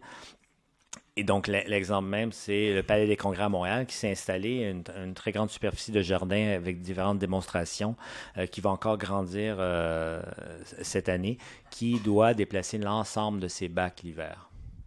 Parce que si le toit peut supporter cette charge-là durant l'été, elle ne peut pas durant l'hiver. Donc, l'ensemble des bacs doivent être déplacés. On parlait ce matin avec Johan sur la temps de travail à faire ça. Parce qu'imaginez, là, c'est 600 bacs qui pèsent chacun vide dans le 40 kilos. Donc, s'il y a seulement 2 personnes pour le faire, je peux vous dire qu'ils vont mal au dos à la fin. Donc, c'est un très fort travail avec beaucoup de contraintes parce que là, il y a un déplacement essentiel de l'ensemble des bacs. Donc, il y a un coût humain. Et le défi aussi qu'il y a, c'est la question d'eau. Il fait l'été 50 degrés Celsius sur ce genre de toit. Si les aubergines sont peut-être heureuses pour leur développement, s'il manque un peu d'eau, et c'est pour les courges qui poussaient là, c'est 8 litres d'eau par jour. Ce qui fait en sorte qu'il faut arroser 2 fois par jour. C'est une technologie avec des bacs, donc on n'arrose pas avec les boyaux d'arrosage, mais il faut remplir le bac. Autre chose qui développe, c'est les toits verts intensifs, les fermes. On a parlé des fermes Loufa. Donc ça, c'est le premier prototype. C'est 3000 mètres carrés de production. Ça produit entre 500 et 700 kilos par jour de légumes. Cette serre-là a l'avantage d'avoir plusieurs compartiments. Donc, elle peut autant produire des tomates, des poivrons, des aubergines, de la salade, des radis, tout en même temps. Ce qui est en général peu habituel dans une serre où il y a une seule production. Celle-là, il y a des compartiments, elle est gérée pour faire en sorte qu'on peut faire plusieurs productions. Et cet été, il va y avoir une serre qui va être lancée et qui est 5 fois plus grande. Cette serre-là nourrit 2000 familles par semaine. Et c'est la vente directe. Et ce qui est intéressant, c'est quand même, cette serre-là, c'est 3,5 millions d'investissements. Donc, c'est beaucoup d'argent. Et la première conclusion auxquelles ils sont arrivés dans leur plan d'affaires, c'est qu'ils ne pouvaient pas vendre en passant par les supermarchés. Ils devaient faire de la vente directe. C'est le seul moyen de devenir peut-être un jour rentable. Et c'est 30 employés. Et ils travaillent avec 40 agriculteurs locaux. Donc, vous voyez, ça, c'est le début de professionnalisation de l'agriculture urbaine à Montréal. Et là, on parle vraiment d'agriculture productive à très grande échelle. Et on a différents systèmes et je ne suis pas là pour juger des différents systèmes, mais on voit vraiment qu'il y a une professionnalisation et on voit, ça c'est des exemples qui inspirent beaucoup d'organismes communautaires qui voudraient avoir à plus petite échelle ce genre de production-là pour assurer une production alimentaire annuellement. Parce que bien entendu, ça produit aussi l'hiver. Donc, est-ce que l'agriculture urbaine, l'avenir sur les toits ou dans les espaces résiduels? Là, à New York, je peux vous dire que semblerait que l'avenir est sur les toits. À Montréal, je ne suis pas persuadé parce qu'il reste encore tellement d'espace au sol, tellement d'espace résiduel que c'est peut-être là qu'on va attaquer en premier lieu pour se développer.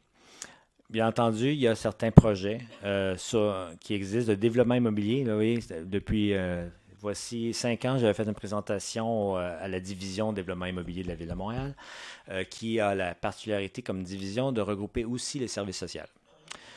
Donc, on avait des gens qui travaillaient avec les promoteurs immobiliers et du monde qui travaillaient contre la lutte à la pauvreté à la même rencontre. Et les gens qui luttaient à la pauvreté, on parlait d'agriculture urbaine, ils étaient là, ah oui, c'est intéressant, c'est le fun. Et celui qui travaillait avec le promoteur immobilier, il avait un petit sourire en coin. Il disait, non, c'est pas possible, n'importe quoi. Les promoteurs immobiliers ne voudront jamais. 5 ans plus tard, nous avons un promoteur immobilier que je ne connais pas, c'est pas ma faute, qui a mis des potagers sur son toit. Mais on voit qu'ils revendiquent les potagers et qu'ils vont mettre des potagers, des espaces de jardinage pour les citoyens. Et on voit de plus en plus de projets. Et le projet de la ferme Loufa qui va se développer à Laval, c'est le promoteur immobilier qui installe la serre. Ça va être inclus dans le bâtiment. Donc, et là, c'est vraiment un promoteur qui a décidé, je veux avoir une certification environnementale, la certification LEED pour la certification aux États-Unis. Et donc, il a décidé de mettre une serre et de l'inclure dans le bâtiment, ce qui fait ça pour les fermes Loufa, l'investissement est moindre pour la construction. Ce qui arrive aussi, c'est, là ici, c'est ce qu'on appelle le bâtiment 7. C'est un bâtiment qui a été revendiqué par des citoyens d'un quartier défavorisé, ancien bâtiment industriel, qui fait partie d'un grand développement immobilier. Et les citoyens ont dit, nous voulons ce bâtiment-là. Ils se sont battus pendant pas loin de 10 ans et ont fini par avoir le bâtiment pour la somme symbolique de $1 avec $1 million qui venait rattacher, que le promoteur immobilier donnait à l'organisme. Au début, ils étaient tout contents, mais quand ils ont se rendu compte qu'il y avait pour 10 millions de dollars d'investissement, de rénovation, ça devient plus difficile. Mais c'est un projet citoyen qui va avoir le jour dans les années à venir. Et une des premières demandes qu'il y a eu des groupes, c'est « Nous voulons une serre loufa sur le toit ». Et là, on leur a expliqué que c'était 2,5 millions d'investissements, que c'était beaucoup de gestion, et c'est beaucoup de techniques, de technologie, d'innovation, et c'est peut-être pas ce qu'ils avaient besoin. Donc, actuellement, nous travaillons avec eux pour développer le même genre de serre, mais une serre à niveau communautaire pour les multi-usages. Il y avait aussi beaucoup moins de contraintes de gestion. Par exemple, les fermes loufa, on ne peut pas rentrer dans les fermes loufa quand on veut, et lorsqu'on rentre, il faut se désinfecter, se mettre un habit d'astronaute, etc. C'est des serres de production où ils font très attention à toutes les maladies. Donc, quand on travaille dans le milieu communautaire ou collectif, les gens veulent aller faire le travail. Donc, ça veut dire qu'il faut leur permettre d'être là. Donc, il faut mettre en place un système tout à fait différent qui est moins sujet aux maladies, avec une forme de production différente, peut-être moins aussi intensive. Il existe des exemples, entre autres à Toronto, où ça a été fait. Et bien entendu, ce qui se développe, et je vais conclure là-dessus, sur vraiment ces questions de fermes urbaines productives, et on s'en rend compte, c'est que de plus en plus de membres de l'agriculture urbaine à Montréal regardent le périurbain. Ils se disent « Ah, mais ça serait donc plaisant d'y aller là. » Et ça tombe bien parce que Montréal a aussi un problème. C'est pas un problème, mais Montréal, il lui reste 1053, même Montréal, 1053 hectares de terres agricoles. Pour la majorité, sont en friche. Parce qu'ils ne trouvent pas de preneurs, ou les promoteurs immobiliers qui sont assis sur leur... des spéculateurs fonciers ont acheté des terres, ils sont bien assis dessus, ils ne veulent pas que ça bouge. Mais il y a le grand défi, c'est de réussir à créer une ferme en monde périurbain, avec toutes les contraintes qu'on y retrouve. Il y a beaucoup de gens qui se découragent avec les coûts d'achat aussi. Donc, beaucoup d'agriculteurs urbains regardent ces terres-là en se disant peut-être qu'on pourrait les découper. Là, je ne veux pas dire le gros mot, parce qu'on dit ça au Québec, je me ferais lyncher, démembrer les terres agricoles. Là, l'idée, c'est pas nécessairement de démembrer, mais c'est d'avoir un seul tenant, une terre agricole d'un seul tenant, mais qui va être découpée en petites parcelles en gestion collective. Parce que les agriculteurs urbains sont aussi très collectifs. On va partager, mettre en partage. Et je pense que ça commence à changer et on se rend compte de plus en plus que certains agriculteurs qui étaient des maraîchers biologiques, mais quand même une culture plus conventionnelle, commencent à dire « Ah ben oui, j'ai des zones que je ne cultive pas sur ma terre, je pourrais leur prêter, leur louer au même coût, etc. » Et on va partager les équipements, et c'est vraiment le programme entre Grange et Gratte-Ciel du Centropole, où c'est la ferme Zéphyr qui leur loue une terre. Parce que aussi, le grand défi de la relève et des agriculteurs urbains qui voudraient bien devenir peut-être un agriculteur un jour, ou une agricultrice, c'est réussir à avoir l'expérience, développer l'expertise, et après ça, peut-être acheter une terre. Mais si on le fait en périurbain sur des petites terres, le risque financier est nettement moindre. On peut apprendre énormément, et surtout, on va toujours rester dans le milieu de vie dans lequel on est habitué, on est urbain. Et un coup qu'on aura peut-être fait nos preuves, on est sûr qu'on va être agriculteur ou agricultrice, parce que c'est toute une vie, on pourra peut-être aller loin sur une vraie terre agricole de peut-être pas 450 hectares, mais de 50, 40, 30 hectares. Ce qui existe aussi en périphérie de Montréal, c'est à Boucherville. La ville a carrément acheté 50 hectares de terre pour la mettre en culture d'agriculture urbaine. Donc, avec des citoyens, avec des organismes, de commencer à créer des petits jardins. Le gros défi actuellement, c'est que cette terre agricole-là n'a pas accès à l'eau. Donc, il y aurait accès avec le fleuve, mais le coût serait exorbitant. Et c'est une terre qui est utilisée pour le fourrage, qui est utilisée par des agriculteurs pour le fourrage, louée pour le fourrage. Et depuis 2 ans, comme elle a été achetée par la ville, tranquillement, on commence à faire de la production. Mais il y a sur les 50 hectares, il y a 45 hectares qui est pour le fourrage. L'agriculteur, pour ce 45 hectares de fourrage, va faire un revenu de 8 000 $. L'association s'est dit, c'est pas rentable, mais il faut trouver un moyen. Et ils ont décidé ils ont commencé un petit projet, 500 mètres carrés. 500 mètres carrés, c'est pas grand-chose. Hein? C'est grand comme la pièce à peu près. Et on dit, on va faire de l'ail. Coût revenu total, 18 000 $. Coût de plantation, 300 $. Parce qu'en fin de compte, les citoyens sont venus planter, entretenir, etc. Ils ont dû seulement acheter les premières semences. L'année prochaine, ils vont recommencer avec leurs propres semences, donc ils vont réduire les coûts, et ils fonctionnent. Et là, l'ail a l'avantage aussi de ne pas avoir besoin trop d'eau. Hein? L'eau, en fin de compte, l'eau de la pluie du printemps et de la neige qu'ils font est assez pour réussir à faire fonctionner le système. Et à partir de fin juin, ils n'ont plus besoin d'eau, donc ça va très bien. Une bonne production. Et l'ail biologique se vend très bien au Québec. C'est presque 2 $ la gousse. Donc, c'est très, très rentable. Autre chose qui s'en vient et qu'il n'y a pas à Montréal, là, ici je vous montre une photo de Vancouver, c'est Soul Food Farm.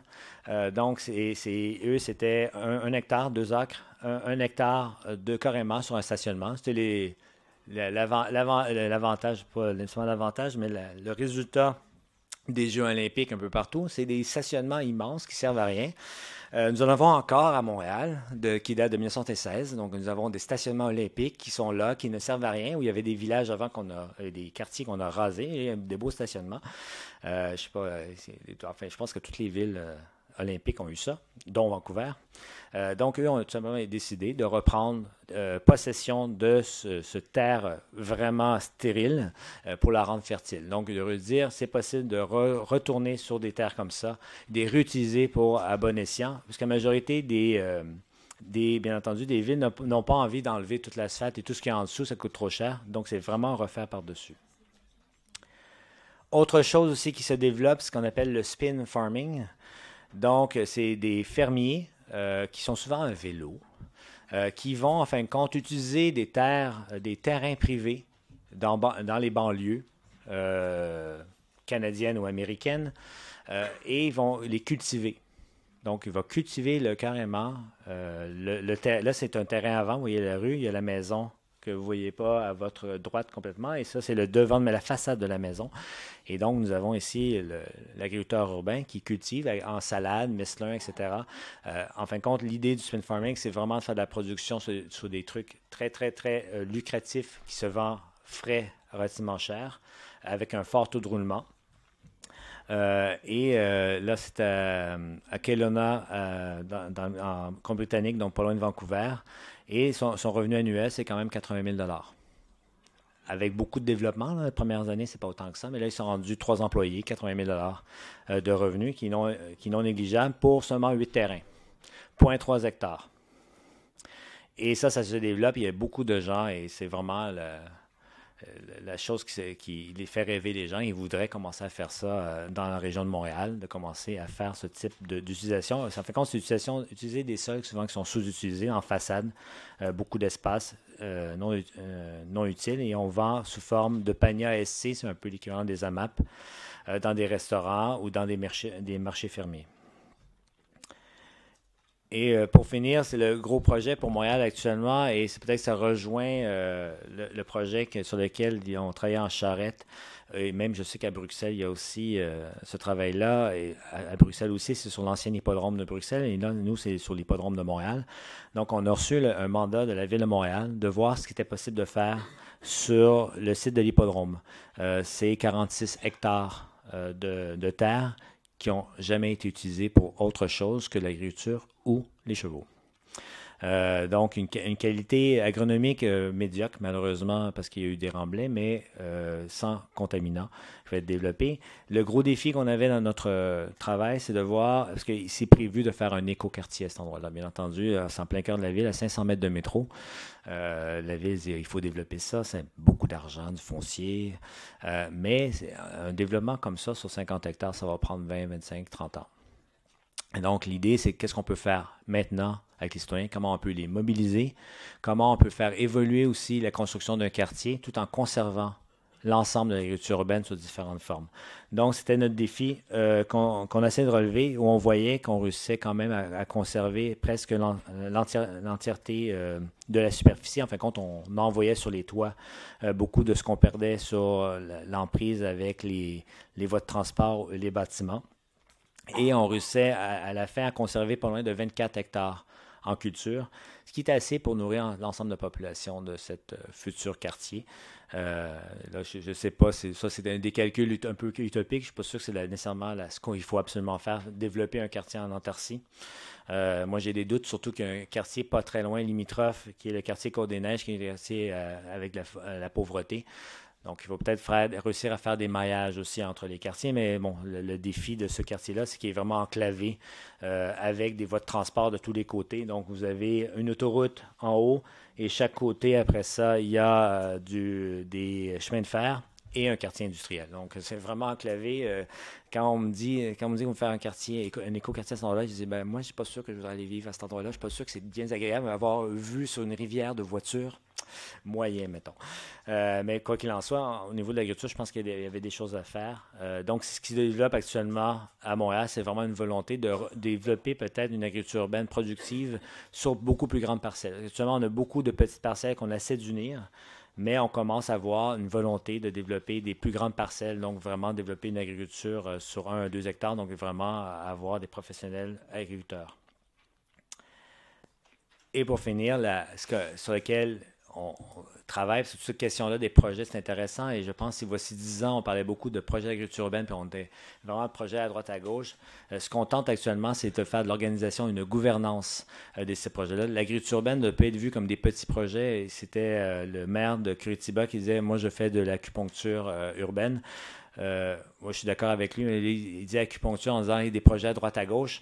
Et moi, je devrais continuer. L'acupuncture se fait sur des méridiens aussi. Donc, il faut que l'énergie circule entre les deux. Donc, il faut organiser l'ensemble de ces projets-là. Il faut réussir à développer un urbaniste agricole. Donc, à Montréal, ce qui est actuellement, c'est des organisations qui sont mises en place. Bon, il y a l'Agriculture Montréal qui est vraiment là pour la sensibilisation, l'éducation et vraiment un pouvoir plus politique d'informer les décideurs et de faire en sorte qu'ils prennent en considération les différents projets. Il y a des pôles alimentaires locaux qui sont développés dans la majorité des arrondissements. Il y a un groupe de travail sur l'agriculture urbaine qui regroupe des citoyens. C'est ce groupe-là, des citoyens et la majorité des groupes en agriculture urbaine, c'est ce groupe de travail-là qui a fait en sorte qu'il y a 30 000 personnes qui ont signé une pétition. Marché de solidarité Frontenac, avec la mise en marché de l'AE, c'est vraiment exploratoire, mais je pense que c'est un début. Il faut essayer. Il faut arrêter de parler de choses, il faut les faire pour voir comment ça peut fonctionner. Mise en place d'un système alimentaire montréalais avec les différents acteurs, dont les acteurs de l'agriculture urbaine, c'est une première. C'est quand même une consultation sur plus d'1 an où il y avait les producteurs agricoles, où il y avait les distributeurs, les transformateurs, et il y avait aussi les acteurs de l'agriculture urbaine qui étaient assis alentour de la table. Et finalement, ce que la Ville a créé récemment, c'est un comité permanent de la collectivité montréalaise sur l'agriculture urbaine, donc un comité aviseur. Et leur objectif, c'est de créer aussi une entité interdivision, interservice de la Ville de Montréal, parce que jusqu'à récemment, il y avait le développement social qui faisait quelque chose, mais il ne parlait pas au développement économique. Et bien entendu, lorsqu'on parle d'agriculture urbaine, on parle aussi de voirie, de services d'ingénieurs, etc. Et tout le monde, personne ne se parlait. Donc, grosso modo, il y a quelqu'un qui faisait quelque chose dans son coin et les urbanistes n'étaient pas au courant de ce qui se passait. J'ai même siégé sur c'était le comité pour la mise en place d'une stratégie de verdissement de la Ville de Montréal. Donc, une stratégie, c'est sur 10 ans. Et cette stratégie-là, les premiers documents déposés, ils ne parlaient même pas d'agriculture urbaine. Donc, l'agriculture urbaine n'existait pas dans les parcs, dans les parcs à Montréal. Et pourtant, c'était un élément crucial, mais c'est parce que les gens des parcs ne connaissaient pas ce service-là. Éric, oui, pardonne-moi, mais les ateliers étaient censés commencer il y a un quart d'heure, mais je vois aussi que les organisatrices nous ont abandonnés.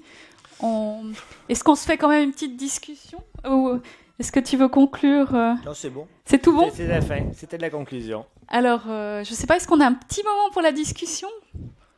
Sandrine? On a 5 minutes. Youhou!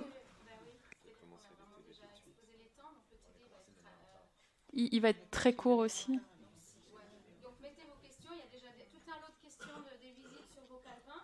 Donc vous pouvez en poser 5, 6, 5, une minute, 5 minutes. Vraiment, essayez de ne pas dépasser. Du coup, pas de questions. Moi, j'ai 2 questions. La première à Montréal, l'autre à Jouer. Pour Montréal. C'est Montréal du chemin.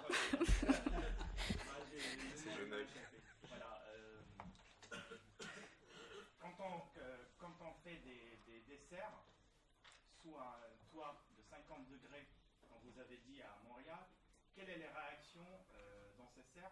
Quels sont les avantages de faire cultiver sur un serre dans une température de 50 degrés en été? Ça, c'est la première. deuxième pour Joël.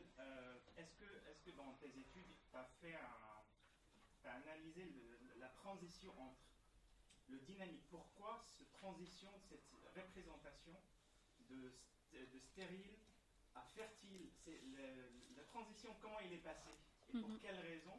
Est-ce que tu as analysé ça et entre les deux passages de 3 phases? Merci. Au niveau des serres, il faut comprendre que c'est sur un toit sans serre qui fait 50 degrés. Il ne fait jamais 50 degrés dans une serre parce qu'ils vont contrôler la température. Mais pourquoi la serre à Montréal? C'est parce qu'on veut avoir la production annuelle et la production durant l'hiver, où il fait moins 30 dehors. Non, en fin de compte, le système des loufas, c'est assez high-tech. Hein? C'est un système d'aération physique. Et donc, il y a une aération qui se fait et il va chercher beaucoup de fraîcheur durant la nuit. Parce que la température baisse durant la nuit, il va chercher la fraîcheur et il réussit à la conserver. Sur un toit, on est incapable de faire ça. Donc, il fait froid, il fait frais la nuit. La température augmente vers midi, 1h, où ça devient un peu intenable. Mais ça fait partie de la réalité pas de serre. La serre permet de mieux contrôler les écarts de température. Cette contradiction entre est-ce qu'il y a des études pour l'efficacité énergétique et ouais. l'effet sur l'écologie? Oui. Alors, on fait de bien pour l'alimentation et on fait d'autres choses pour la consommation énergétique. Est-ce qu'il y a des études autour de ça? Mais en fin de compte, cette serre-là, l'idée, c'est vraiment de réduire l'utilisation d'énergie pour les serres. Parce qu'il faut comprendre qu'il faut savoir que cette serre-là n'est pas chauffée l'hiver. Parce que c'est le en dessous. C'est le bâtiment en dessous. Il récupère la chaleur qui, en fin de compte, qui se perd. Pour avoir visité en janvier à moins 25 à l'extérieur, on était tous en T-shirt à l'intérieur. Donc, c'est vraiment la volonté. Et quand on parle aux promoteurs des fermes loufas pour le construire, il dit, moi, vraiment, c'est l'efficacité du bâtiment. Je veux réduire l'impact écologique de la production, le moins de transport possible. Il dit qu'il ne fait pas beaucoup de transport, ça c'est à évaluer parce qu'il ne calcule pas le transport des gens qui vont jusqu'au point de dépôt. Mais il y a une volonté écologique derrière la construction de la ferme loufa. Et il veut nourrir la ville, mais aussi en réduisant les impacts au niveau du transport, au niveau de l'efficacité énergétique des autres bâtiments, parce qu'il va utiliser la chaleur des autres bâtiments. À l'inverse d'une serre sur sol, on ne fait pas ça. Donc, c'est vraiment sa volonté. On va peut-être prendre une deuxième question pour qu'au moins 2 personnes puissent... Je peux peut-être répondre à la question. Oui. Pardon. Non, Lausanne. Genève. Joël de Genève va vous répondre. Alors, c'est complexe. En fait, cette ville fertile s'inscrit dans un contexte global de réenchantement de la ville lié à plusieurs évolutions. Enfin, je pense que la question de la ville durable et du développement durable de manière générale participe en fait au développement d'un discours qui souhaite montrer la ville comme aimable, et l'agriculture en fait en fait partie, tout comme la nature en ville. Donc ça, c'est un moment en fait important, enfin de rupture dans le discours lié au fait que on essaye de promouvoir en fait aussi la ville et l'habiter en ville, et l'agriculture fertile, enfin la ville fertile fait partie en fait de cette promotion de la ville. Je pense que c'est... Et l'autre moment un peu particulier, et là je ferai aussi référence aux travaux de Nicole Mathieu, c'est que au niveau idéologique, on est à un moment un peu particulier où historiquement on a toujours en fait opposé ville et nature, ville campagne, ville agriculture, et à la faveur de l'émergence du développement durable, on se tourne de plus en plus vers des hybrides en fait, et à valoriser en fait le mélange et ce type-là d'hybride. Et en fait la ville fertile, le mélange ville-agriculture en fait partie. Voilà un peu. Je crois que les choses sont enregistrées, y compris en régie, là. Si vous pouviez actionner votre micro. Puis c'est joli, en plus. Oui. Alors, moi j'ai une question, en fait, sur les substrats, parce qu'on a vu beaucoup de choses qui impliquent qu'on rapporte de la terre ou des matières quelconques, et du coup, c'est quand même un gros problème. Où est-ce qu'on la prend, quelles sont les matières Bon, je vais peut-être apporter des éléments de réponse, mais simplement des éléments. D'une part, c'est très diversifié. On peut rapporter de la terre, et un des problèmes, que ce soit à Montréal ou à Paris, c'est la traçabilité de cette terre. C'est beaucoup plus traçable à Montréal qu'à Paris. À Paris, on ne sait pas d'où elle vient, concrètement. En gros, de Seine-et-Marne, point barre. Ouais. Voilà. On ne sait pas non plus ce qu'il y a dedans. Et quand on les met dans des toits ou dans des jardins, on ne sait pas si c'est mieux que le sol éventuellement pollué qu'il y avait avant. Ça, c'est une première chose. Secondo, sur les substrats, ces substrats peuvent être très variés. On peut voir des substrats de type exogène, comme on voit à New York ou à Montréal, tourbe ou fibre de coco. C'est pas très local, on va dire. Excuse-moi. Ou alors on peut essayer, et c'est ce qui est en train de se faire, notamment dans les projets à Paris, mais pas seulement, Bruxelles, peut-être ici aussi, de développer des substrats locaux issus du recyclage des déchets urbains. Il faut savoir qu'on est au balbutiement du recyclage des déchets urbains. Pour ne donner qu'un exemple, puisqu'on l'a expérimenté sur Paris, le marc de café, ce sont des tonnages absolument colossaux. Et il se trouve que le marc de café, c'est un excellent amendement pour cultiver les légumes dedans, pas tout seul, il faut le mélanger à d'autres choses, etc. Ça sent bon. Et puis en plus, ça sent bon, et puis ça permet de se dédouaner quand on boit du café par litre, comme moi. Donc voilà, il y a tout un tas d'organisations de compostage, y compris à partir des compostages d'ordures ménagères, des immeubles, à partir du moment où on arrive à professionnaliser un petit peu cette affaire-là, qui peuvent être des sources de substrats absolument